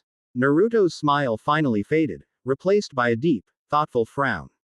He felt the strain she was talking about, a deep, internal exhaustion that went far beyond mere chakra depletion. It was a weariness in his very essence. There are scrolls, Karen continued, her voice regaining its strength, fueled by a desperate need to find a solution. In the archives. Texts my mother told me about. The Uzumaki were masters of fuinjutsu that dealt not just with chakra, but with concepts. Life, death, time, space. The answers, the way to stabilize the matrix. To reinforce the graft before it tears itself apart, they have to be there. Where? Naruto asked, his tone serious. Home, Karen replied, her gaze fierce and unwavering. Uzushiogakure. We have to go. The return to Konoha was a quiet, tense affair. The Cage Summit had concluded without resolution, the leaders departing with more questions than answers, leaving behind a swirl of political uncertainty. But for Naruto, the grand stage of global politics had shrunk to the singular, pressing issue of his own existence. He stood before the Hokage, with Karen at his side, explaining the situation. Tsunade listened, her brow furrowed in deep concentration, the lines on her face deepening with every word of Karen's technical explanation. The ruins of the land of Whirlpool. LS are still considered a C-rank forbidden zone, Tsunade said, her fingers drumming a worried rhythm on her desk. Not because of enemy shinobi, but because of the unstable, residual fuinjutsu that blankets the entire island. Spatial distortions, temporal loops, phantom chakra signatures, it's a graveyard of catastrophic jutsu. Which is precisely why only an Uzumaki can navigate it safely, Karen insisted. Our chakra signature acts as a key. We can perceive the lethal seals and bypass them. For anyone else, it would be suicide. For us, it's a homecoming. Tsunade looked at Naruto, her gaze softening. She saw not the silent god the village revered, but the boy she had once mentored, a young man wrestling with a burden she could scarcely comprehend. All right, she conceded with a heavy sigh. Go. Take whoever you need. Just be careful. Don't trade one problem for a dozen older, more esoteric ones. They were preparing to leave from the village's north gate, the travel packs on their backs containing supplies for a week-long journey. The plan was simple. Just the two of them, a focused, grim mission to their ancestral homeland. Ooh, are you guys going on an adventure? Can I come? Please. The voice was a burst of sunshine on a cloudy day, a cascade of cheerful, musical notes that seemed utterly out of place with the serious atmosphere. A young woman with mint green hair, a tan complexion, and bright, expressive orange eyes bounced on the balls of her feet before them.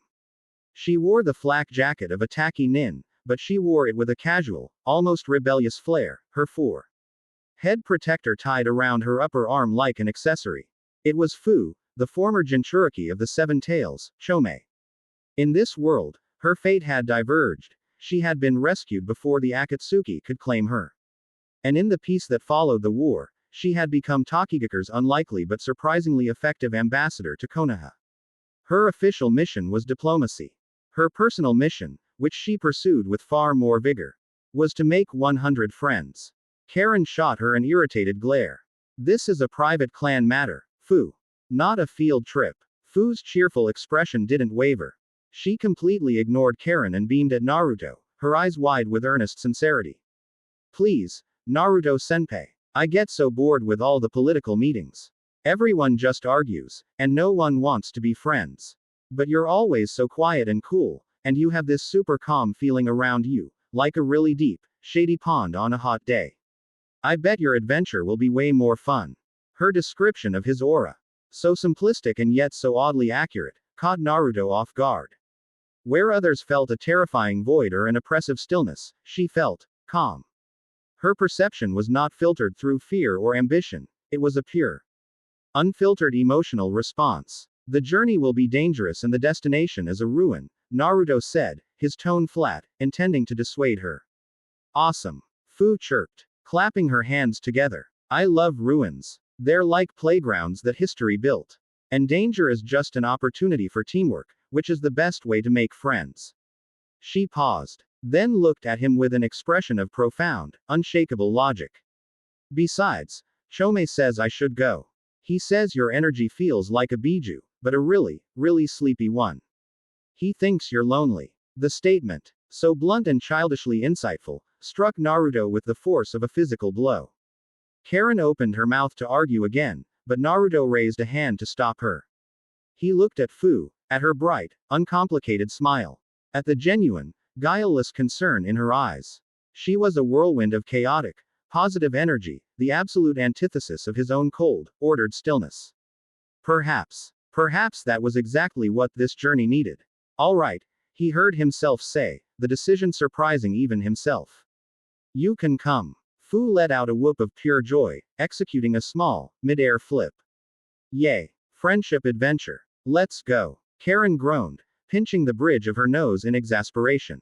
Their serious, scholarly mission to save Naruto's soul had just been hijacked by a hyperactive diplomat with an insect in her soul.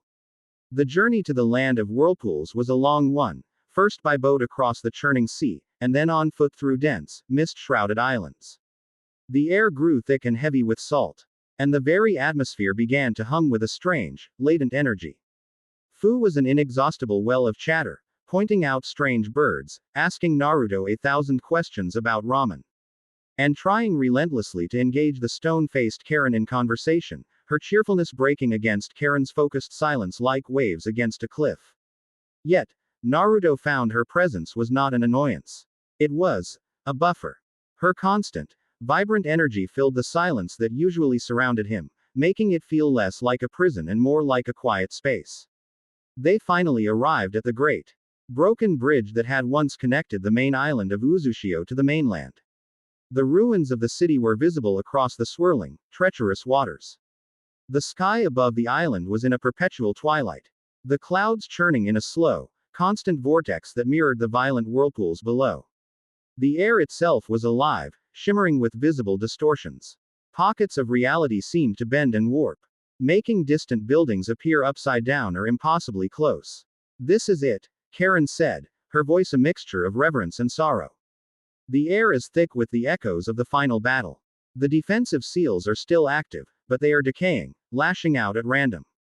Stay close to me. My chakra will mark us as friendly. She led the way, her steps sure and certain. As they walked through the crumbling, salt-encrusted streets, Naruto felt the history of the place seep into his bones. He saw walls inscribed with fuinjutsu so complex they made his own Rasengan look like a child's scrawl. The sheer power that had once existed here was palpable.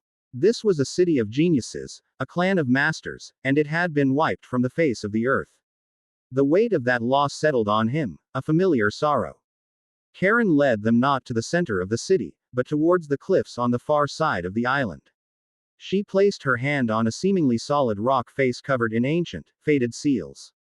Pouring her chakra into it, the seals lit up with a brilliant crimson glow, and the rock wall dissolved into a shimmering, liquid-like portal. The Uzumaki Archives, she announced.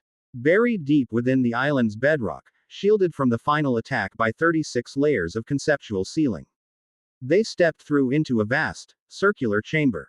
The air was cool, dry, and smelled of ancient paper and preserved ink. Countless scrolls were arranged in towering shelves that reached up into the domed darkness above. In the center of the room, a single, glowing crystal cast a soft, ethereal light over everything. Karen was in her element. Her eyes shone with an intellectual fire. This is it. The accumulated knowledge of 1,000 years. She immediately went to a specific section, her fingers tracing the ancient characters on the scroll casings. The section on metaphysical and paradoxical fuinjutsu, here. She pulled down a heavy, iron-bound scroll and unrolled it on a large stone table. Her attention completely consumed. Naruto looked around the archive, a sense of profound connection washing over him. This was his legacy, his blood, his roots. Fu, however, was already bored. Wow. A big library, she said, her voice echoing in the vast chamber. Super. Dusty. Her gaze was drawn not to the scrolls, but to the faint, shimmering motes of light that danced in the air. Invisible to Naruto and Karen. Ooh, what are those? She wandered away from the center of the room, following the dancing lights towards a darker, unlit corner of the archive. Hello. She called out, her voice soft. Fu. Get back here, Karen snapped, not looking up from her scroll. Don't touch anything. But Fu wasn't listening. She had reached the corner, where the motes of light were coalescing. They swirled around her, forming faint, translucent shapes, the outlines of men and women in ancient Uzumaki robes. They were not ghosts. They were psychic imprints, echoes of powerful souls left behind in their final moments, forever guarding this sacred place. They were drawn to Fu's pure, uncomplicated spirit, a beacon of life in this silent tomb of knowledge. Naruto felt a sudden change in the atmosphere. He turned and saw Fu standing in a crowd of silent, shimmering figures. He tensed, about to intervene, but Fu just giggled. You guys are all shiny, she said to the silent spirits. Are you friends? A faint, collective whisper, more emotion than sound, brushed against Naruto's consciousness. Fu seemed to hear it more clearly. You were waiting, she asked the air. She turned to Naruto, her orange eyes wide with wonder. Naruto-senpai, they say they were waiting for you. They're happy. They say. The paradox is finally home. Naruto took a hesitant step forward. As he did, the shimmering figures all turned towards him. They didn't have faces, but he could feel their collective gaze, 1,000 generations of his own blood, looking at him. There was no fear in their presence. No judgment. Only a profound, overwhelming sense of pride and acceptance.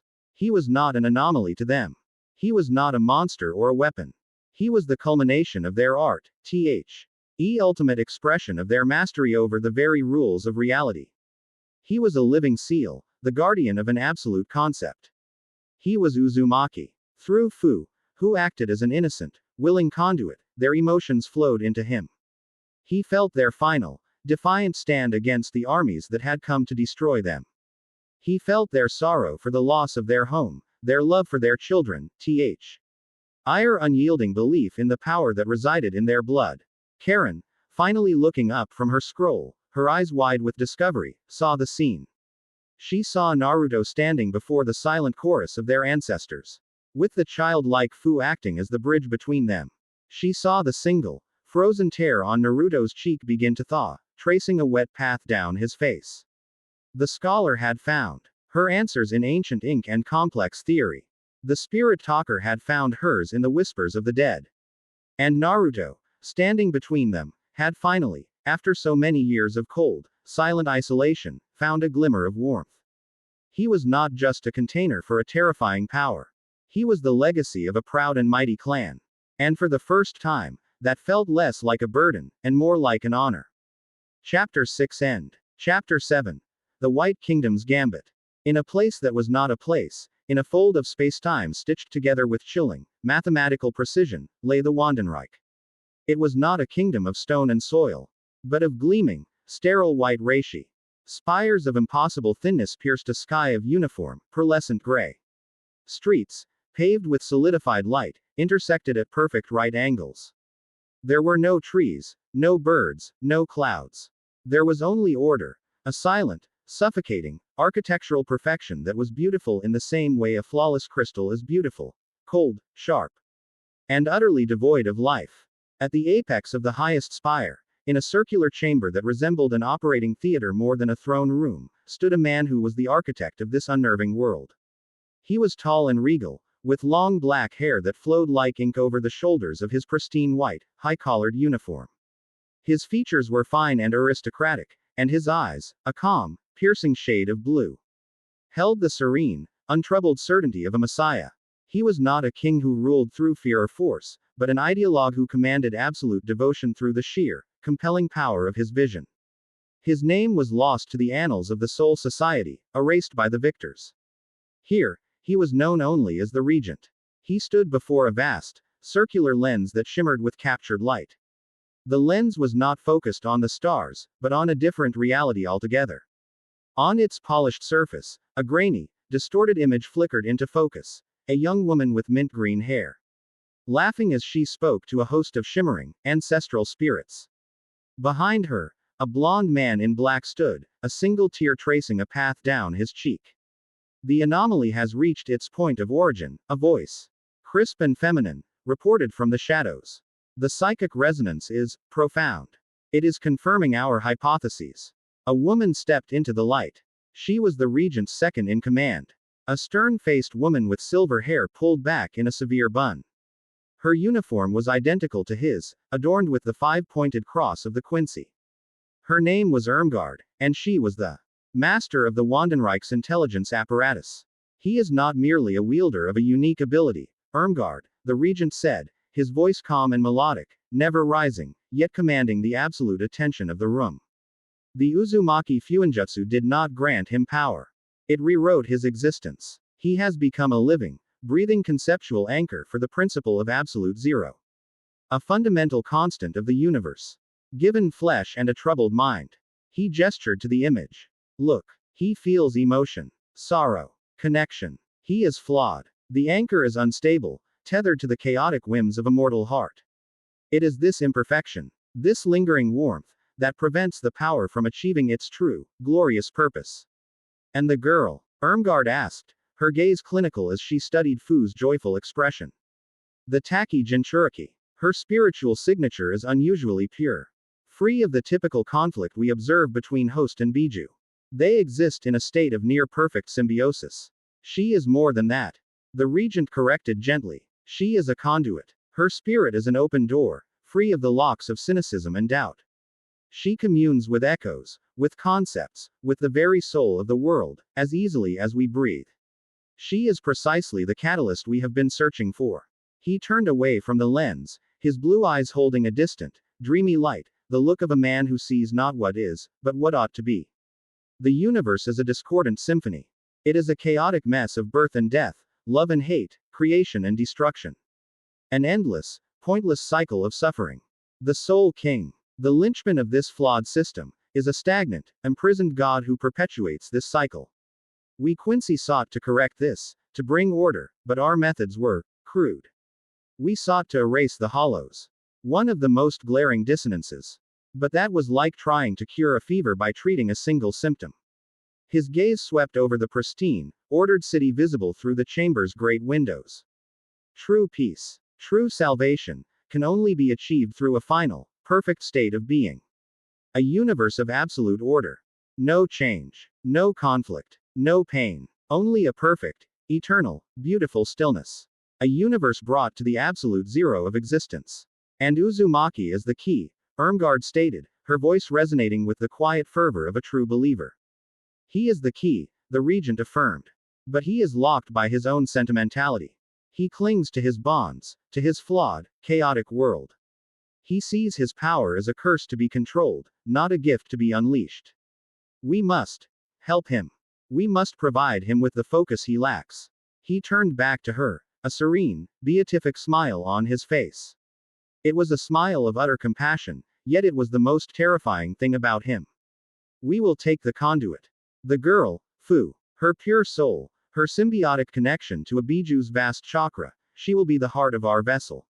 A spiritual focusing lens, designed to receive and channel the power of absolute zero. We will build a God machine, and she will be its heart. He will resist, Irmgard noted, a statement of fact, not a caution. His emotional attachments are his primary weakness. But they are also the primary motivation for his actions. Of course, he will resist, the regent said, his smile never wavering. And in his resistance, he will be forced to unleash more of his power. He will be forced to confront the absolute nature of his own being.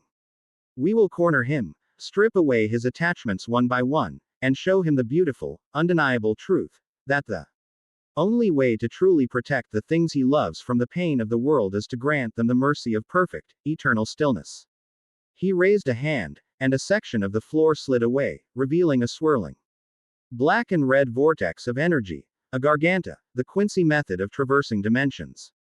Prepare the Jagdarmi. I want her taken cleanly, with minimal collateral damage to the ruins. We are not savages. We are surgeons. And this is a delicate operation. Send your finest. Back in the Uzumaki archive, the shimmering spirits had faded, leaving behind a profound sense of peace and a heavy weight of purpose. Naruto felt settled. The schism within him, the war between the man he had been and the power he had become, had found a fragile truce. He was Uzumaki. This was his legacy. Karen, meanwhile, had deciphered the core text of the iron-bound scroll. Her face was pale, but her eyes burned with the triumphant light of discovery. I've found it, she breathed, her finger tracing a complex, spiraling diagram. It's not about reinforcement. I was wrong. The seal cannot be strengthened from the outside. It must be accepted, integrated. The scrolls speak of a meditative state, the eye of the maelstrom, where the user must consciously merge their own chakra pathways with the conceptual matrix of the Fuinjutsu. You have to stop fighting it, Naruto. You have to fully become one with it. What would that do? Naruto asked, his voice low. It would grant you finer control, yes, Karen said, her excitement warring with her caution. But it would also make the power a permanent, inseparable part of you. The cold, the stillness, it would be your natural state of being. It's a dangerous, irreversible step. Before they could debate the terrifying implications of this, hoo-ha. Bin, curiously poking at a glowing seal on the far wall, let out a small gasp. Hey, guys. The air is tearing. A blood-red slit, thin as a razor's edge, appeared in the empty space in the center of the chamber. Unlike the chaotic, violent rupture of the hollow's portal, this was a clean, silent, surgical incision in the fabric of reality. It widened with a low hum, revealing not a swirling vortex, but a glimpse of a sterile, white world beyond. From the portal, 5 figures emerged. They moved with a silent, coordinated grace that spoke of elite, relentless training. They were clad in stark white, hooded cloaks.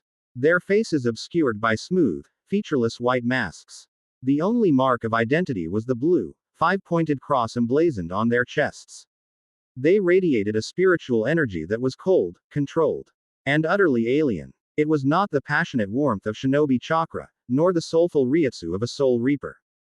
It was sharp, precise, and felt like tool_code.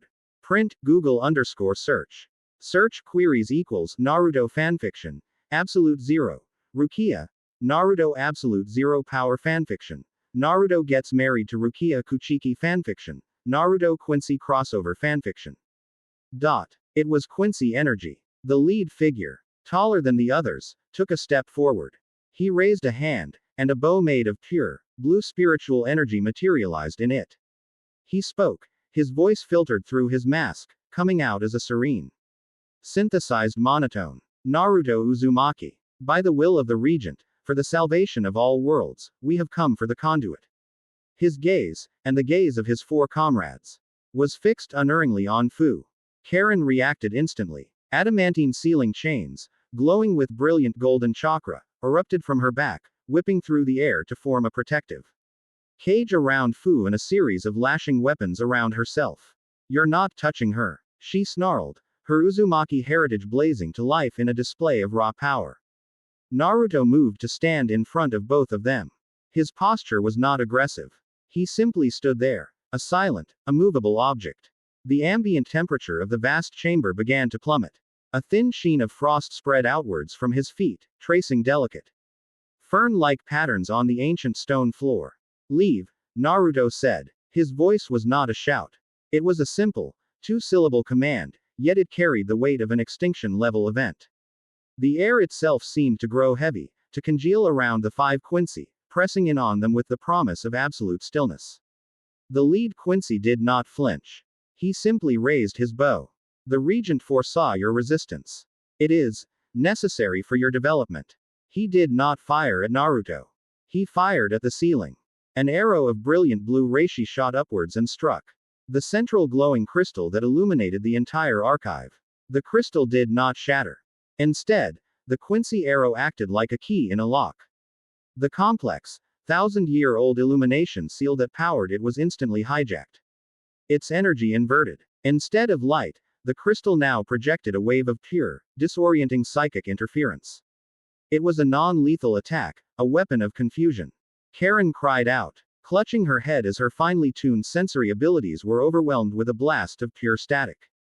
Fu whimpered, her connection to the spirit world severed by the jamming frequency. Even Naruto was affected. The sudden psychic assault was like 1,000 voices screaming in his mind, disrupting the perfect concentration required to control his immense power. The creeping frost faltered. The oppressive cold lessened. And in that single, engineered moment of weakness, the Quincy moved. They were not as fast as Yoruichi. Nothing was, but their movements were inhumanly swift and efficient. They used Harenkyaku, a high-speed movement technique that left faint platforms of reishi in the air. Two of them engaged Karen, their own energy blades clashing against her golden chains in a shower of sparks. Two others fired a volley of binding arrows at Naruto, forcing him to erect a hasty, imperfect wall of ice to block them. The leader, however, moved directly for the target. He flowed around the chaotic battle like water, his path direct and unimpeded. He appeared behind Fu, who was still disoriented, and a gentle chop to the back of her neck sent her slumping into unconsciousness. He caught her small form easily, throwing her over his shoulder. The conduit is secured, he stated, his voice as calm as if he were reporting on the weather. Mission accomplished. We are withdrawing. He turned to Naruto, who had just shattered the binding arrows and was now turning towards him, his blue eyes blazing with a terrifying, silent fury. The temperature in the room was dropping again. This time with a speed and intensity that was far beyond his earlier warning. The Quincy leader was unconcerned. He held up a small, silver medallion. The regent sends his regards, he said. He crushed the medallion in his gauntleted fist. It did not explode. It activated an advanced Quincy technique, a dimensional anchor. For the next 5 minutes, all forms of spatial manipulation within the archive, teleportation, dimensional travel, even Naruto's reality-bending shifts, were completely and utterly negated. They had sealed him in with them, but more importantly, they had sealed him out of the space between worlds. With the anchor active, the leader turned and strode back towards the still open Garganta. The other 4 Quincy disengaged from their targets with perfect timing, flowing back to join him. Their white cloaks swirling as they retreated into the portal. The last thing Naruto saw before the red-black tear sealed itself shut was the serene, featureless mask of the Quincy leader and the limp, trailing mint-green hair of the friend he had failed to protect. The psychic interference from the corrupted crystal died down. The chamber fell silent, save for Karen's ragged breaths. The sealing chains receded into her back. Naruto stood in the center of the room, his fists clenched at his sides. He was trembling. Not from fear or cold, but from a rage so profound, so absolute, that it threatened to overwhelm the very foundations of his control. They had not come to fight him. They had not come to test him. They had come with a plan, a strategy of chilling precision. They had analyzed him, predicted him, and used his own emotional attachments against him. They had taken Fu. A low, guttural sound, halfway between a gasp and a roar, escaped his lips. The frost on the floor exploded outwards.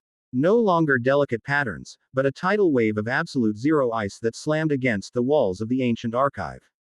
The towering shelves of scrolls, the priceless knowledge of 1,000 years, were instantly encased in black, unmeltable ice. The very air in the chamber crackled, threatening to freeze solid. They had wanted to see his power. They had wanted to push him. They had just made the gravest mistake in the history of all worlds. Chapter 7 End. Chapter 8. Into the Silent World. The silence that followed the Quincy's departure was more profound than any Naruto had ever created. It was a dead, hollow silence, filled not with peace, but with the ringing echo of failure.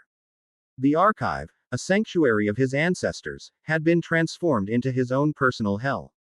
A tomb of black ice that perfectly mirrored the frozen, raging core of his soul. The cold radiating from him was no longer a controlled, ambient presence.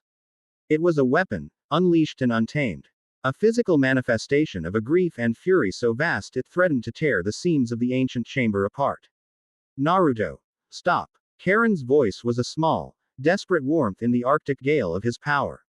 She stood 20 feet away, her arms wrapped around herself, not against the physical cold, Her Uzumaki vitality could withstand that, but against the sheer, crushing weight of his emotional and spiritual output. Her sensory perception, usually a precise tool, was being battered by the raw, chaotic static of his agony. They took her. Naruto's voice was a low, guttural rasp, the sound of glaciers grinding against bedrock. From my home. From my protection. I know, she said, taking a hesitant step forward, her feet crunching on the thin layer of frost that now covered every surface. And we will get her back. But you need to pull it in, Naruto. Right now. The seal matrix is completely unstable. You're not just projecting cold, you're projecting stasis.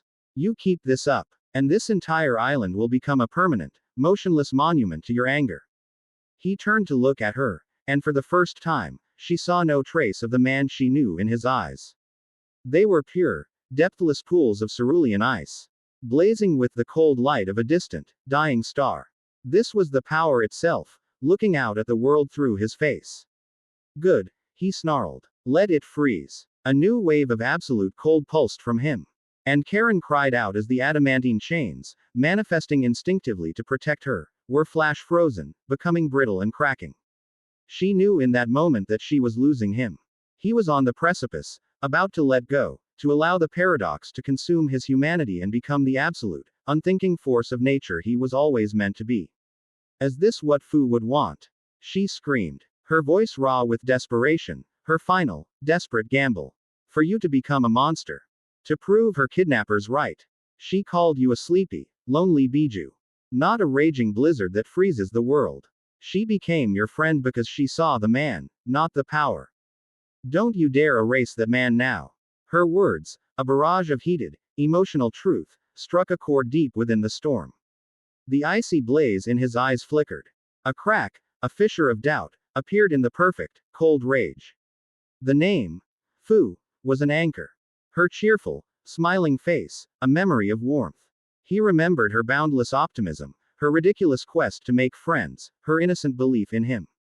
He staggered back, a choked gasp escaping his lips.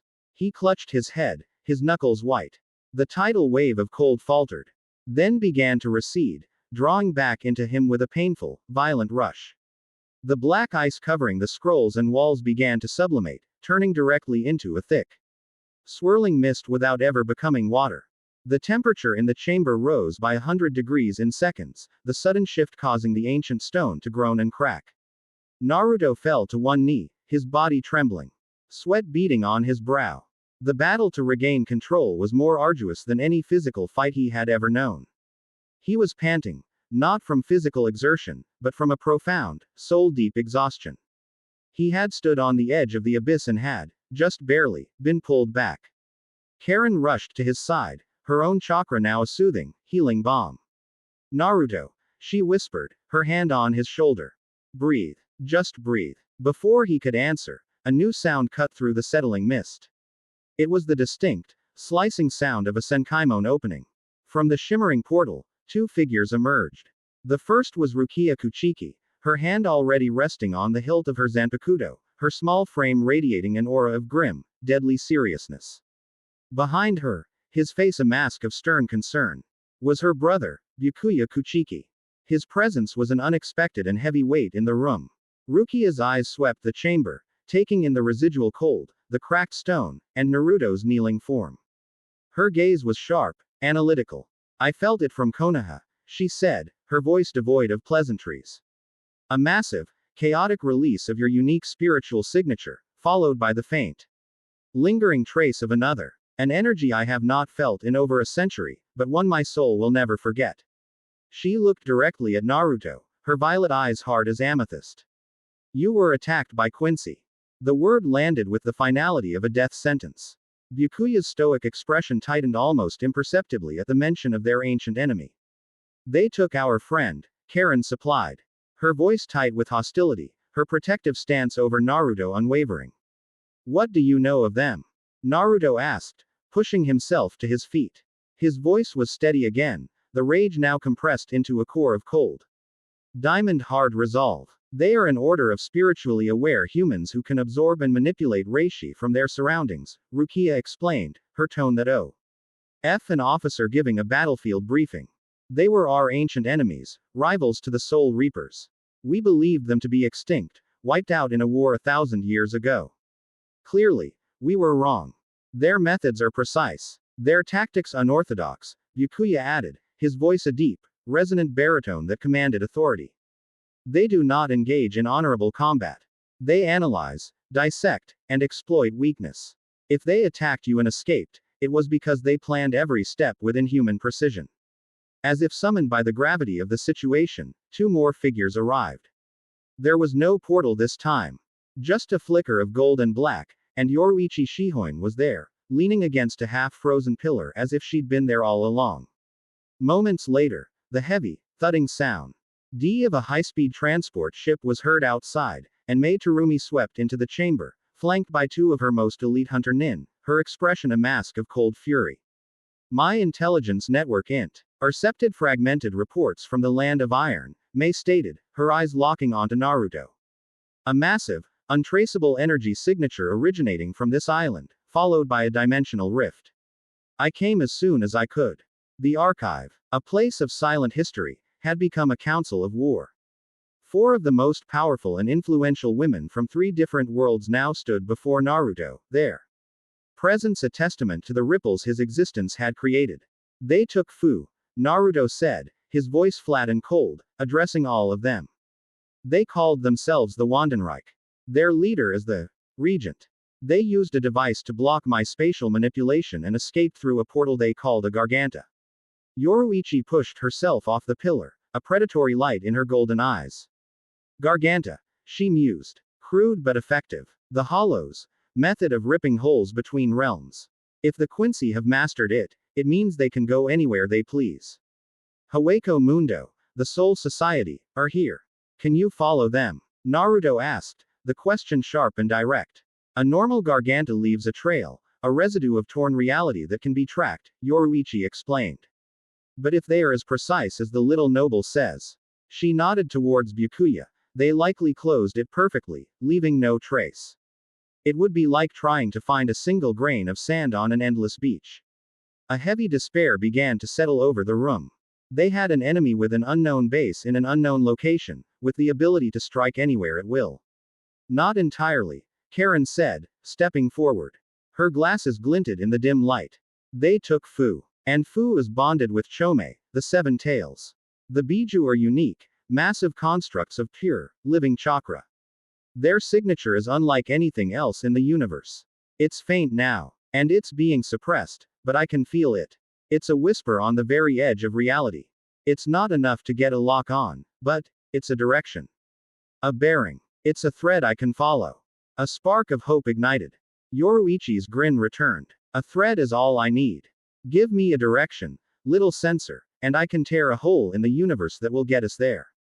It won't be clean, and it won't be pleasant. But it will be a door. This is madness, Byakuya stated, his voice cutting through the rising excitement. You propose an unsanctioned, uncoordinated invasion of an unknown dimension to fight a legendary enemy based on the vague feelings of a human censor and the reckless abilities of a rogue noble. That's the best summary I've heard all day, Yoruichi shot back with a smirk. Byakuya is right, Mei said, her voice bringing a dose of cold pragmatism. You cannot simply vanish. The other cage are already on edge. When news of this attack gets out, they will panic. The Raikage will demand action. Kuritsuchi will see it as a sign of Konoha's weakness.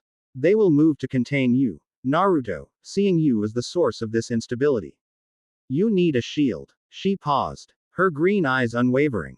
Go. Do what you must. I will handle the elemental nations. I will call an emergency summit, control the narrative, and buy you the time you need. Kurigakure will stand with Konoha. And I will ensure the other villages fall in line, through diplomacy or intimidation. The pieces were falling into place. A plan, born of desperation and disparate skills, was forming. Rukia looked at her brother. Then at Naruto. Her duty was to the Soul Society, to its laws and its order. But she had seen firsthand the sterile, absolute nature of Naruto's power, and the profound humanity that fought to control it. She had seen the Quincy's handiwork. This was a threat that transcended jurisdictions and ancient laws. Captain Commander Kiraku ordered me to observe and report, Rukia said. her voice ringing with formal precision. The Quincy's reappearance and their targeting of a power that can alter the balance of worlds is the single most significant event in 1,000 years. I cannot fully assess this threat from a distance. My mission dictates I must accompany you. She was twisting the spirit of her orders to fit the letter, a calculated, rebellious act of loyalty not to her superiors, but to the cause of peace. Byakuya stared at his sister for a long, silent moment. He saw not the young, inexperienced girl he had once sentenced to death, but a determined, principled officer of the Gote 13 making a difficult, honorable choice. He gave a single, almost imperceptible nod. He would not stand in her way. All eyes now turned to Naruto. The decision rested with him. The old Naruto would have thanked them and rushed off alone, believing the burden was his to bear. But the man who stood before them now, forged in the cold of his own power and tempered by the near disastrous loss of control, understood. He could not be a hammer. This enemy was too precise. He needed a team. A scalpel. He looked at each of them, a silent acknowledgement of the incredible risk they were taking. Karen, he said, his voice now a low, calm instrument of pure focus.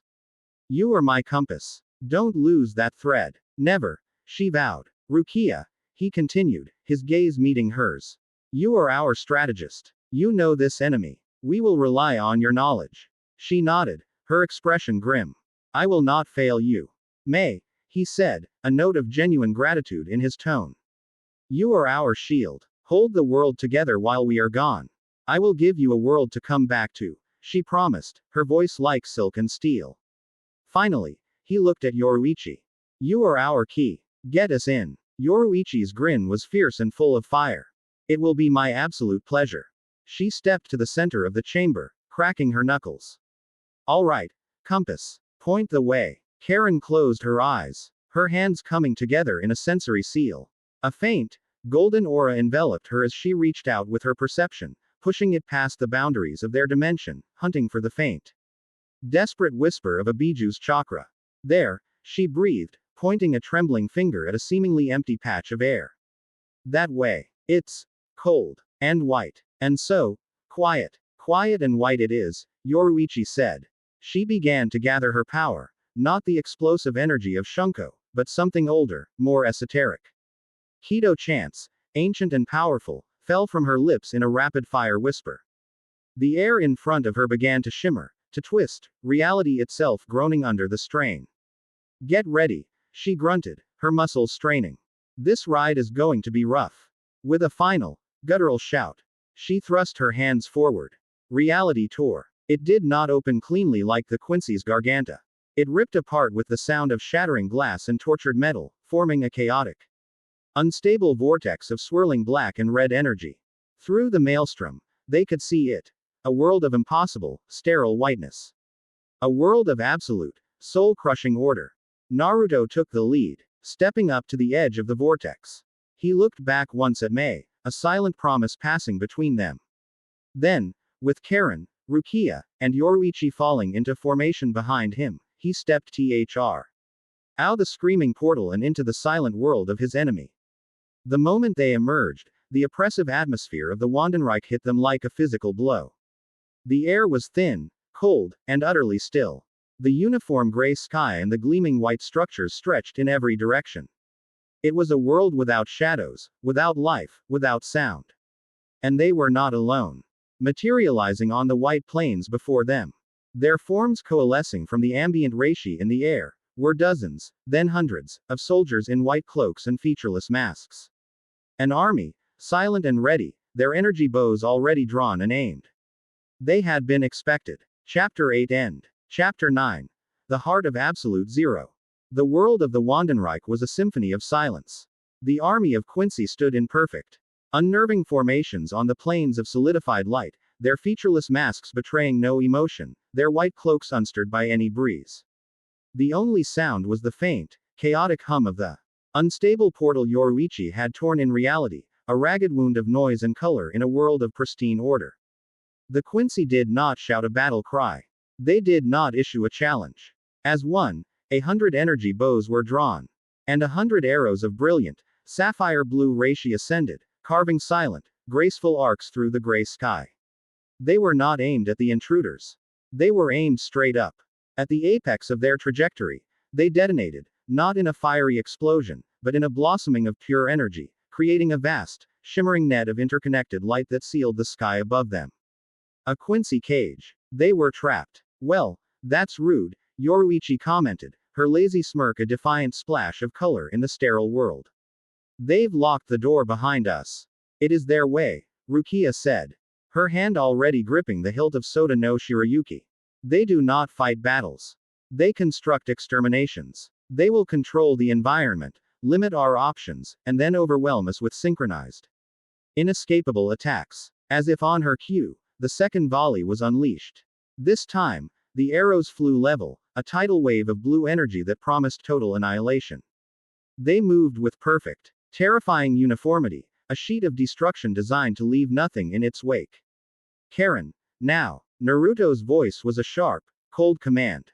On it. Karen slammed her palms on the ground. The Uzumaki crest flared to life beneath her hands, and a dome of interconnected, golden adamantine chains erupted from the ground, forming a swirling, semi-translucent barrier around the four of them. The Quincy arrows slammed into the golden cage, detonating in a furious, silent fusillade of blue light. The barrier held, but the sheer force of the impacts made the chains groan and flicker. That's a lot of arrows, Yoruichi noted, cracking her knuckles. My turn. Before the third volley could be launched, she was gone. A blur of black and gold, she moved not towards the army, but around it. A streak of lightning on the horizon. The Quincy, disciplined as they were soldiers, not speed gods. Their formations were designed for frontal assaults. Yoruichi hit their flank like a typhoon. She was a whirlwind of controlled chaos. One moment she would appear in the midst of a squadron, and a dozen Quincy would be disarmed, their bows shattered by a single, impossibly fast kick. The next, she would be behind their lines, a flash of her shunka aura vaporizing their reishi platforms and sending their archers tumbling. She was not trying to kill them. She was disrupting their perfect, sterile order. Turning their symphony of destruction into a cacophony of confusion. She has given us an opening, Rukia stated, drawing her pristine white blade. The chaos will not last. Karen, maintain the barrier. Naruto, with me. Dance, Soda no Shirayuki, Rukia commanded. A wave of pure, beautiful white swept from her, creating a wide, treacherous path of ice that shot directly towards the heart of the Quincy formation. The Quincy soldiers, their footing suddenly gone, slid and fell, their rigid lines breaking. Bakudo number 61. Raikujokuro. She chanted, thrusting her hand forward. 6 wide beams of yellow light shot from her fingers, slamming into a cluster of the soldiers and locking them in a cage of light. She was the perfect tactician, using her abilities not for raw power, but for control. Creating weaknesses for others to exploit. Naruto moved in her wake. He did not charge. He strode forward, a calm, inexorable force. He was not the target of the Quincy army, the battlefield itself was. He raised a hand, and a 50-yard wide patch of the battlefield in front of the main Quincy force simply stopped. Arrows that flew into this zone slowed to a crawl, hanging in the air like captured insects. Quincy soldiers who tried to cross it found their legs moving in slow motion, their Harenkyaku steps failing as the space itself refused to cooperate. He had created a zone of temporal molasses. A strategic mire that bogged down their entire advance. It was a perfect, synergistic assault. Yoruichi was the disruption. Rukia was the control. Karen was the defense. And Naruto was the god on the chessboard. Altering the rules of the game at will.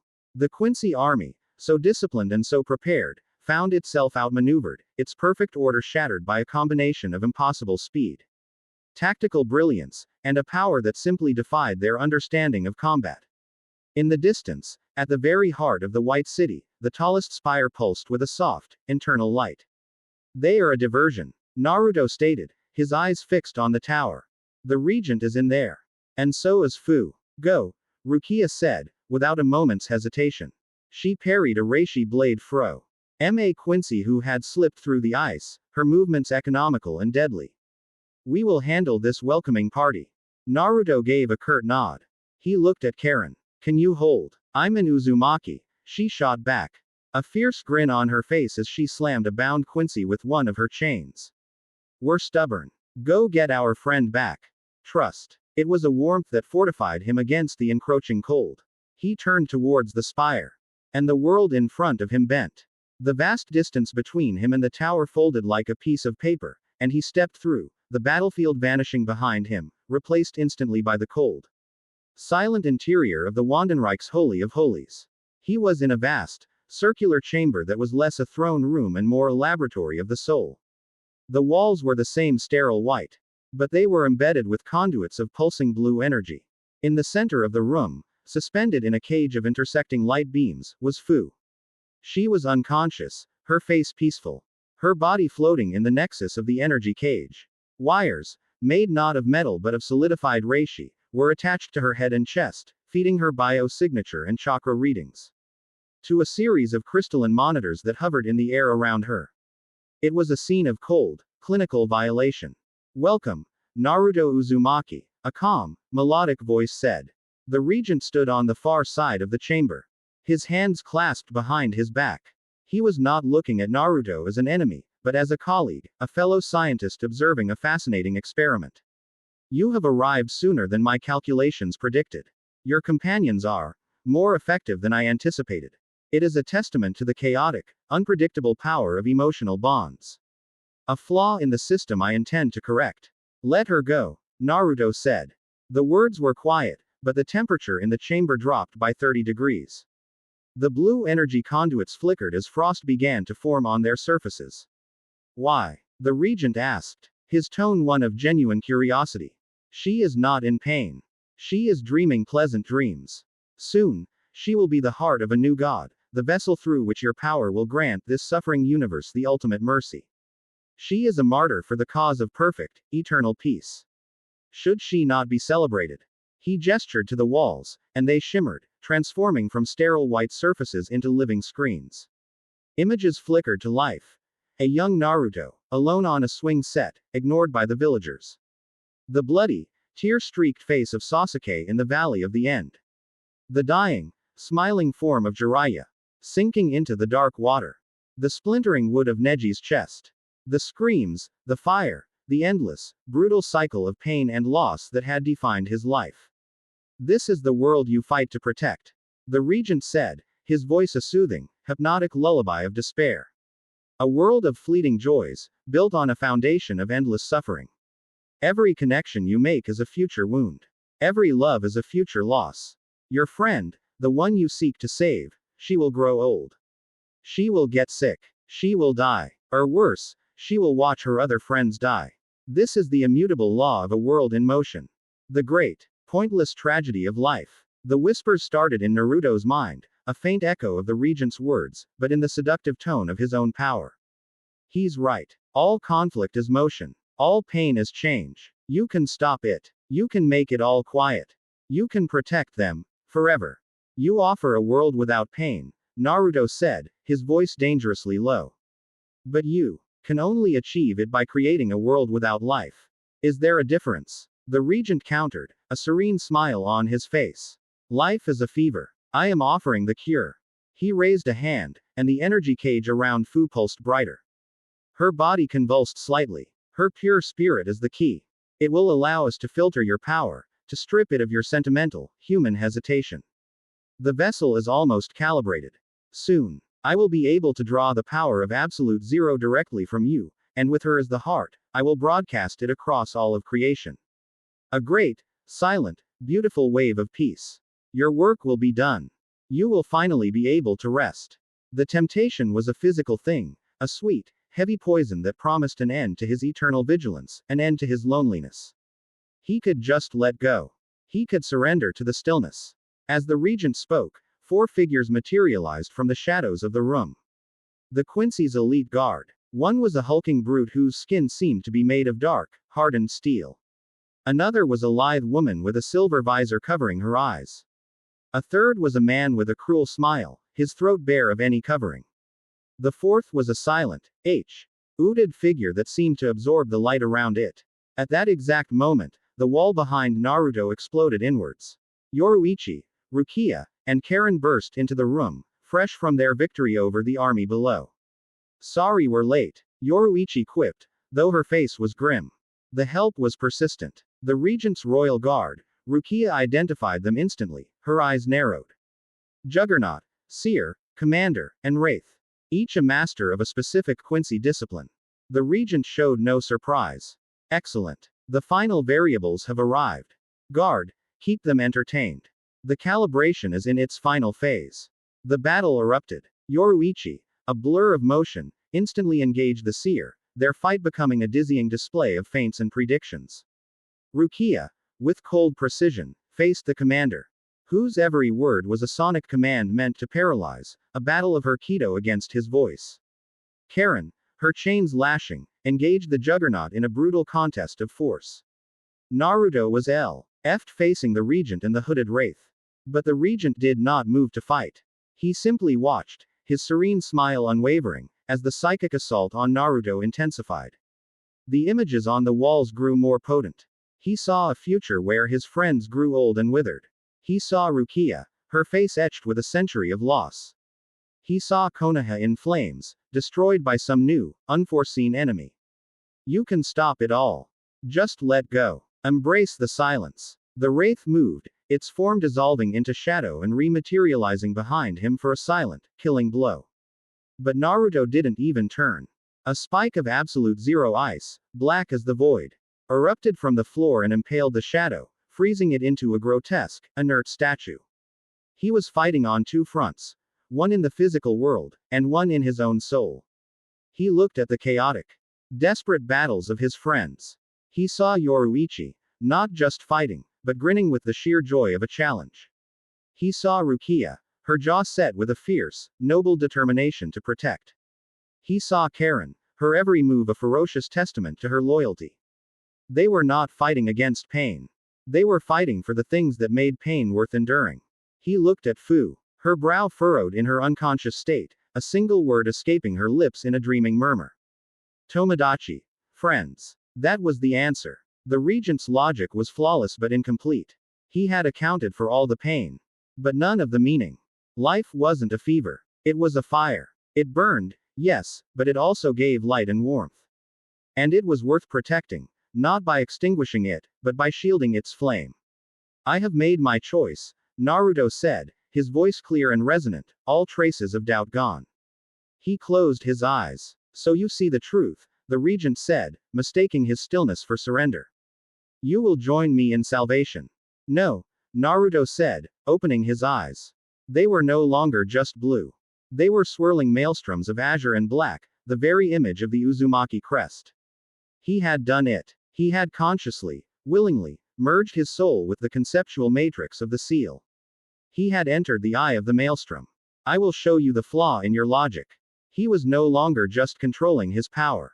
He was his power. The cold in the room vanished, replaced by a perfect, unnerving neutrality. He lifted his hand, not towards the regent, but towards the air in front of him. You crave stillness, Naruto said, his voice now echoing with a strange, harmonic resonance. You wish for a world trapped in a single, perfect moment. I will grant you your wish. He clenched his fist. The regent's eyes widened, for the first time showing an emotion, confusion, then dawning horror.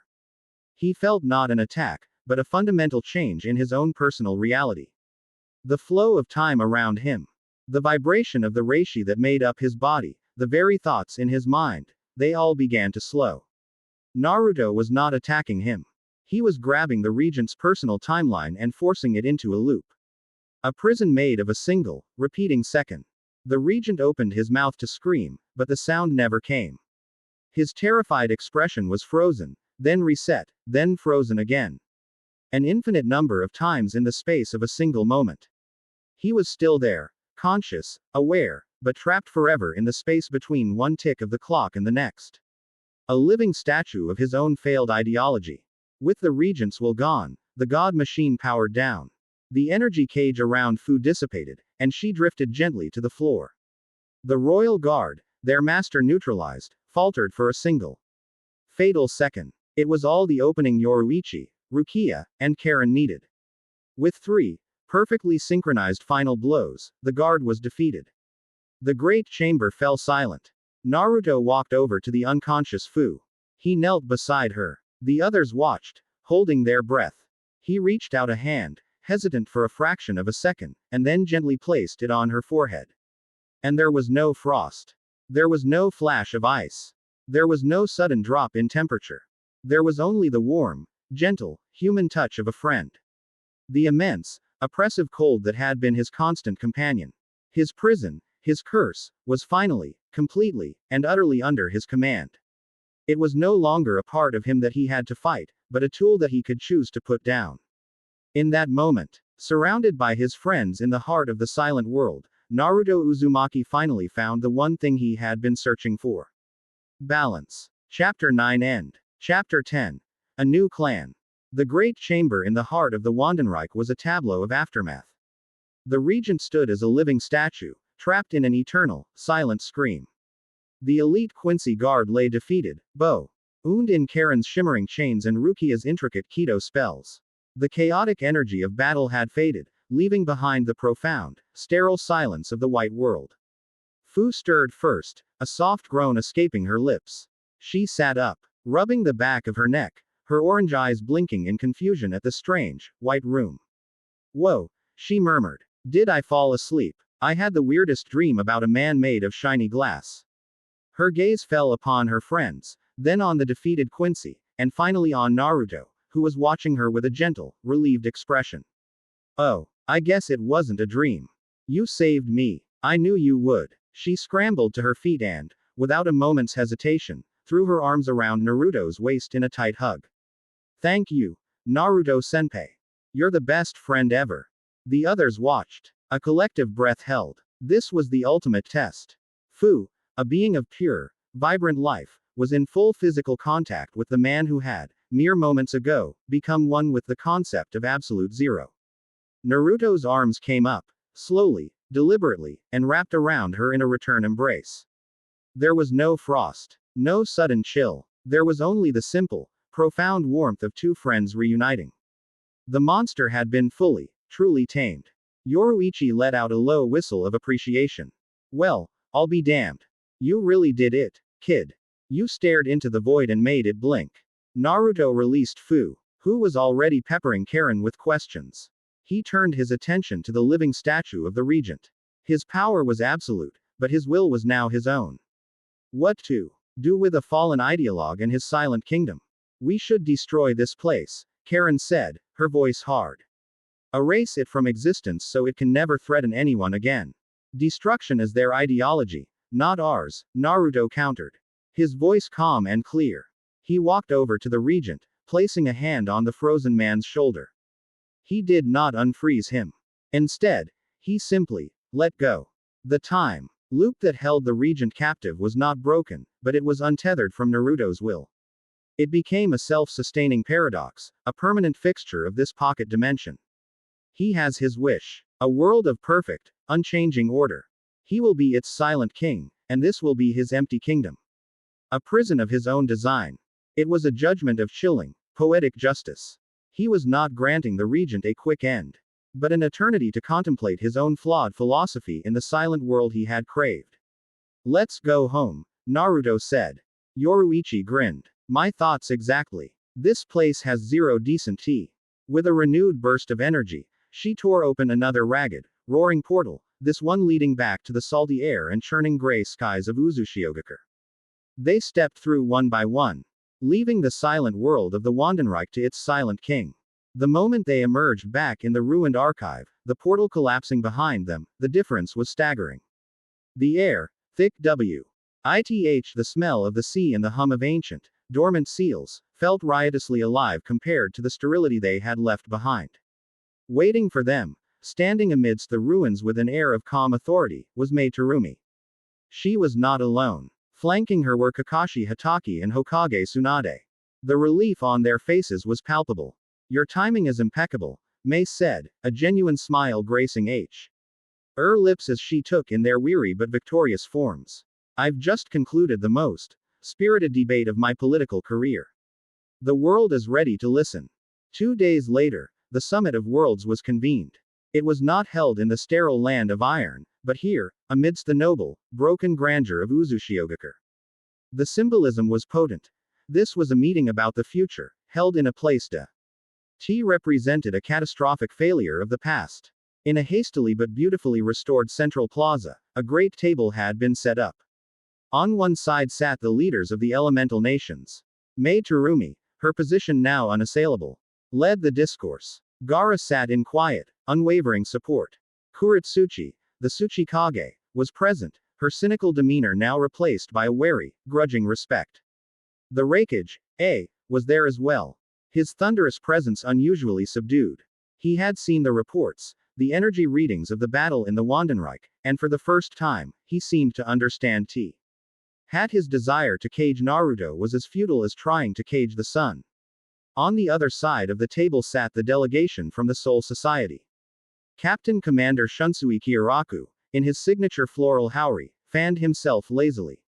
Though his eyes, peeking from under his straw hat, missed nothing. Beside him, Captain Rukia Kuchiki sat with stoic, noble grace.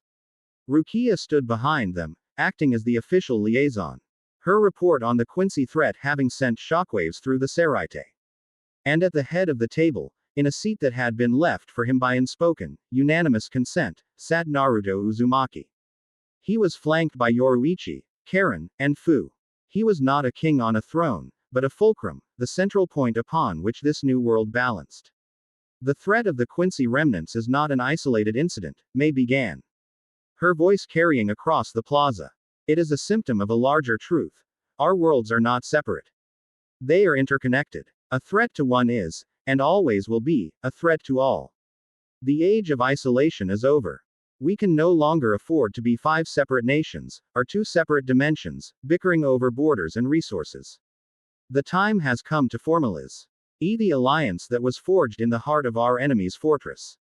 Shunsui lowered his fan. The Gote 13 agrees in principle, Mizukage Dono. The existence of a being like Naruto Uzumaki, and an enemy like the Wandenreich, changes the very nature of our sacred duty to maintain the balance of souls. A treaty of mutual defense and intelligence sharing is prudent. The debate that followed was historic.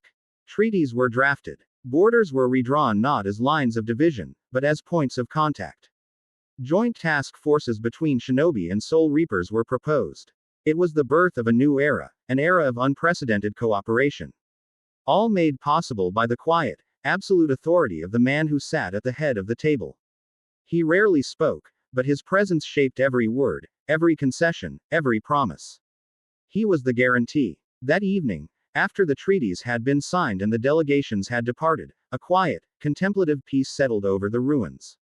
The 6 of them, Naruto, Rukia, Mei, Yoruichi, Karen, and Fu, stood on a high cliff overlooking the churning sea, watching as a brilliant orange sun began to sink below the horizon. You were quiet today, Yoruichi remarked, nudging Naruto with her elbow. For a man who just remade the world, you had very little to say. I didn't remake it, Naruto replied, his gaze fixed on the horizon. We did. And the words belong to those who know how to wield them. My role was simply to ensure they had a safe place to talk. He turned, his now calm and deeply expressive blue eyes moving over each of them. I owe you all a debt I can never repay. You followed me into a silent hell. You fought for me. You trusted me. And you pulled me back from the edge. He looked at Karen. You gave me back my past. He looked at Fu. You gave me back my heart. He looked at Yoruichi. You gave me back my fire. He looked at Mei. You gave the world a future. His gaze finally settled on Rukia. She stood slightly apart, her profile etched against the setting sun. A figure of quiet strength and unshakable duty. And you, he said, his voice softening. You were the first one to look at the monster and see a man. You never feared the power. But you understood the burden. You were my anchor in the storm. He walked over to her, the others watching in respectful silence. He stood before her, the sea breeze whipping strands of her dark hair across her face. My power isolates me, Rukia, he said, his voice for her alone. It creates a stillness, a cold that pushes the world away. But with you, I feel a connection. A balance. Your soul, your sense of duty. Your unyielding spirit. It's the only thing that feels as absolute as my own power. It keeps me grounded. It keeps me human. He took a deep breath, the culmination of a journey that had started with a lonely boy on a swing. I am asking you to be my anchor, always. Rukia Kuchiki, will you marry me? Rukia's violet eyes widened, the stoic mask of the noble and the dire dissolving to reveal the woman beneath. She had faced down hollows, Arankar, and the judgment of her own society, but this simple, heartfelt question left her breathless. A slow, beautiful smile, as rare and precious as a desert bloom, spread across her face. The duty of an anchor is to hold fast, no matter the storm, she answered, her voice thick with an emotion she rarely allowed herself to show. Yes, Naruto Uzumaki. I will. Quote. A cheer went up from Fu, and even Yoruichi offered a genuine, approving smile. But Naruto wasn't finished. He turned to the others, his expression serious but full of a profound, radical hope. Rukia will be my wife. My heart. The center of my life. But this thing we have built here, it's more than a team. It's more than an alliance. He gestured to the ruins around them. This was the home of the Uzumaki clan. A clan of masters, of family, of protectors. It was destroyed because it stood alone. I will not make that same mistake. I want to rebuild it. Not just as a monument to the past, but as a foundation for the future. He looked at each of them, his proposal taking shape. I want to found a new Uzumaki clan. Not a clan of blood, but a clan of purpose. A family sworn to protect the fragile peace between all worlds. He looked at Karen. You will be its lorekeeper, the master of its seals and the guardian of its history. You will ensure we never forget where we came from. Karen's eyes filled with tears, her lifelong devotion finally given a name and a purpose beyond a simple crush. She nodded, unable to speak. He looked at May. You will be its diplomat. Its political mind. You will navigate the courts of Cajun captains, and ensure our voice is heard and respected. May's lips curved into a slow, brilliant smile. To be bound to the most powerful being in the world not as a consort, but as a partner in shaping the future. It was a political and personal victory beyond her wildest dreams. I accept. He looked at Yoruichi. You will be its shadow. Its spymaster and its grand master of combat. You will be the unseen blade that protects us from threats no one else can see coming. Yoruichi laughed, a rich, throaty sound. A clan of misfits with a god at its center, dedicated to kicking the universe's ass when it gets out of line. Now that sounds like a game I can play for a few centuries. I'm in. Finally, he looked at Fu. And you, Fu, you will be its heart. You will be our ambassador of friendship, our reminder of the simple, joyful connections we are all fighting to protect. You will ensure we never lose our way. Fu's eyes sparkled. A whole clan of best friends. That's the best idea anyone has ever had in the history of ideas. Yes. Yes. 1,000 times, yes. It was a radical, audacious proposal. Not a harem built on lust, but a council. A family, a force of nature, with Naruto and his wife, Rukia, at its absolute center. A new kind of power structure for a new kind of world. The sun finally dipped below the horizon, painting the sky in fiery streaks of orange, purple, and gold. The six of them stood together on the cliff's edge, no longer just allies, but the founding members of a new legend. Below them, in the twilight, the first magical lights of reconstruction began to glow amidst the ruins of Uzushiogakure, a promise of the home they would all build together. The age of the silent god was over. The age of the Uzumaki clan had just begun. Chapter 10 End.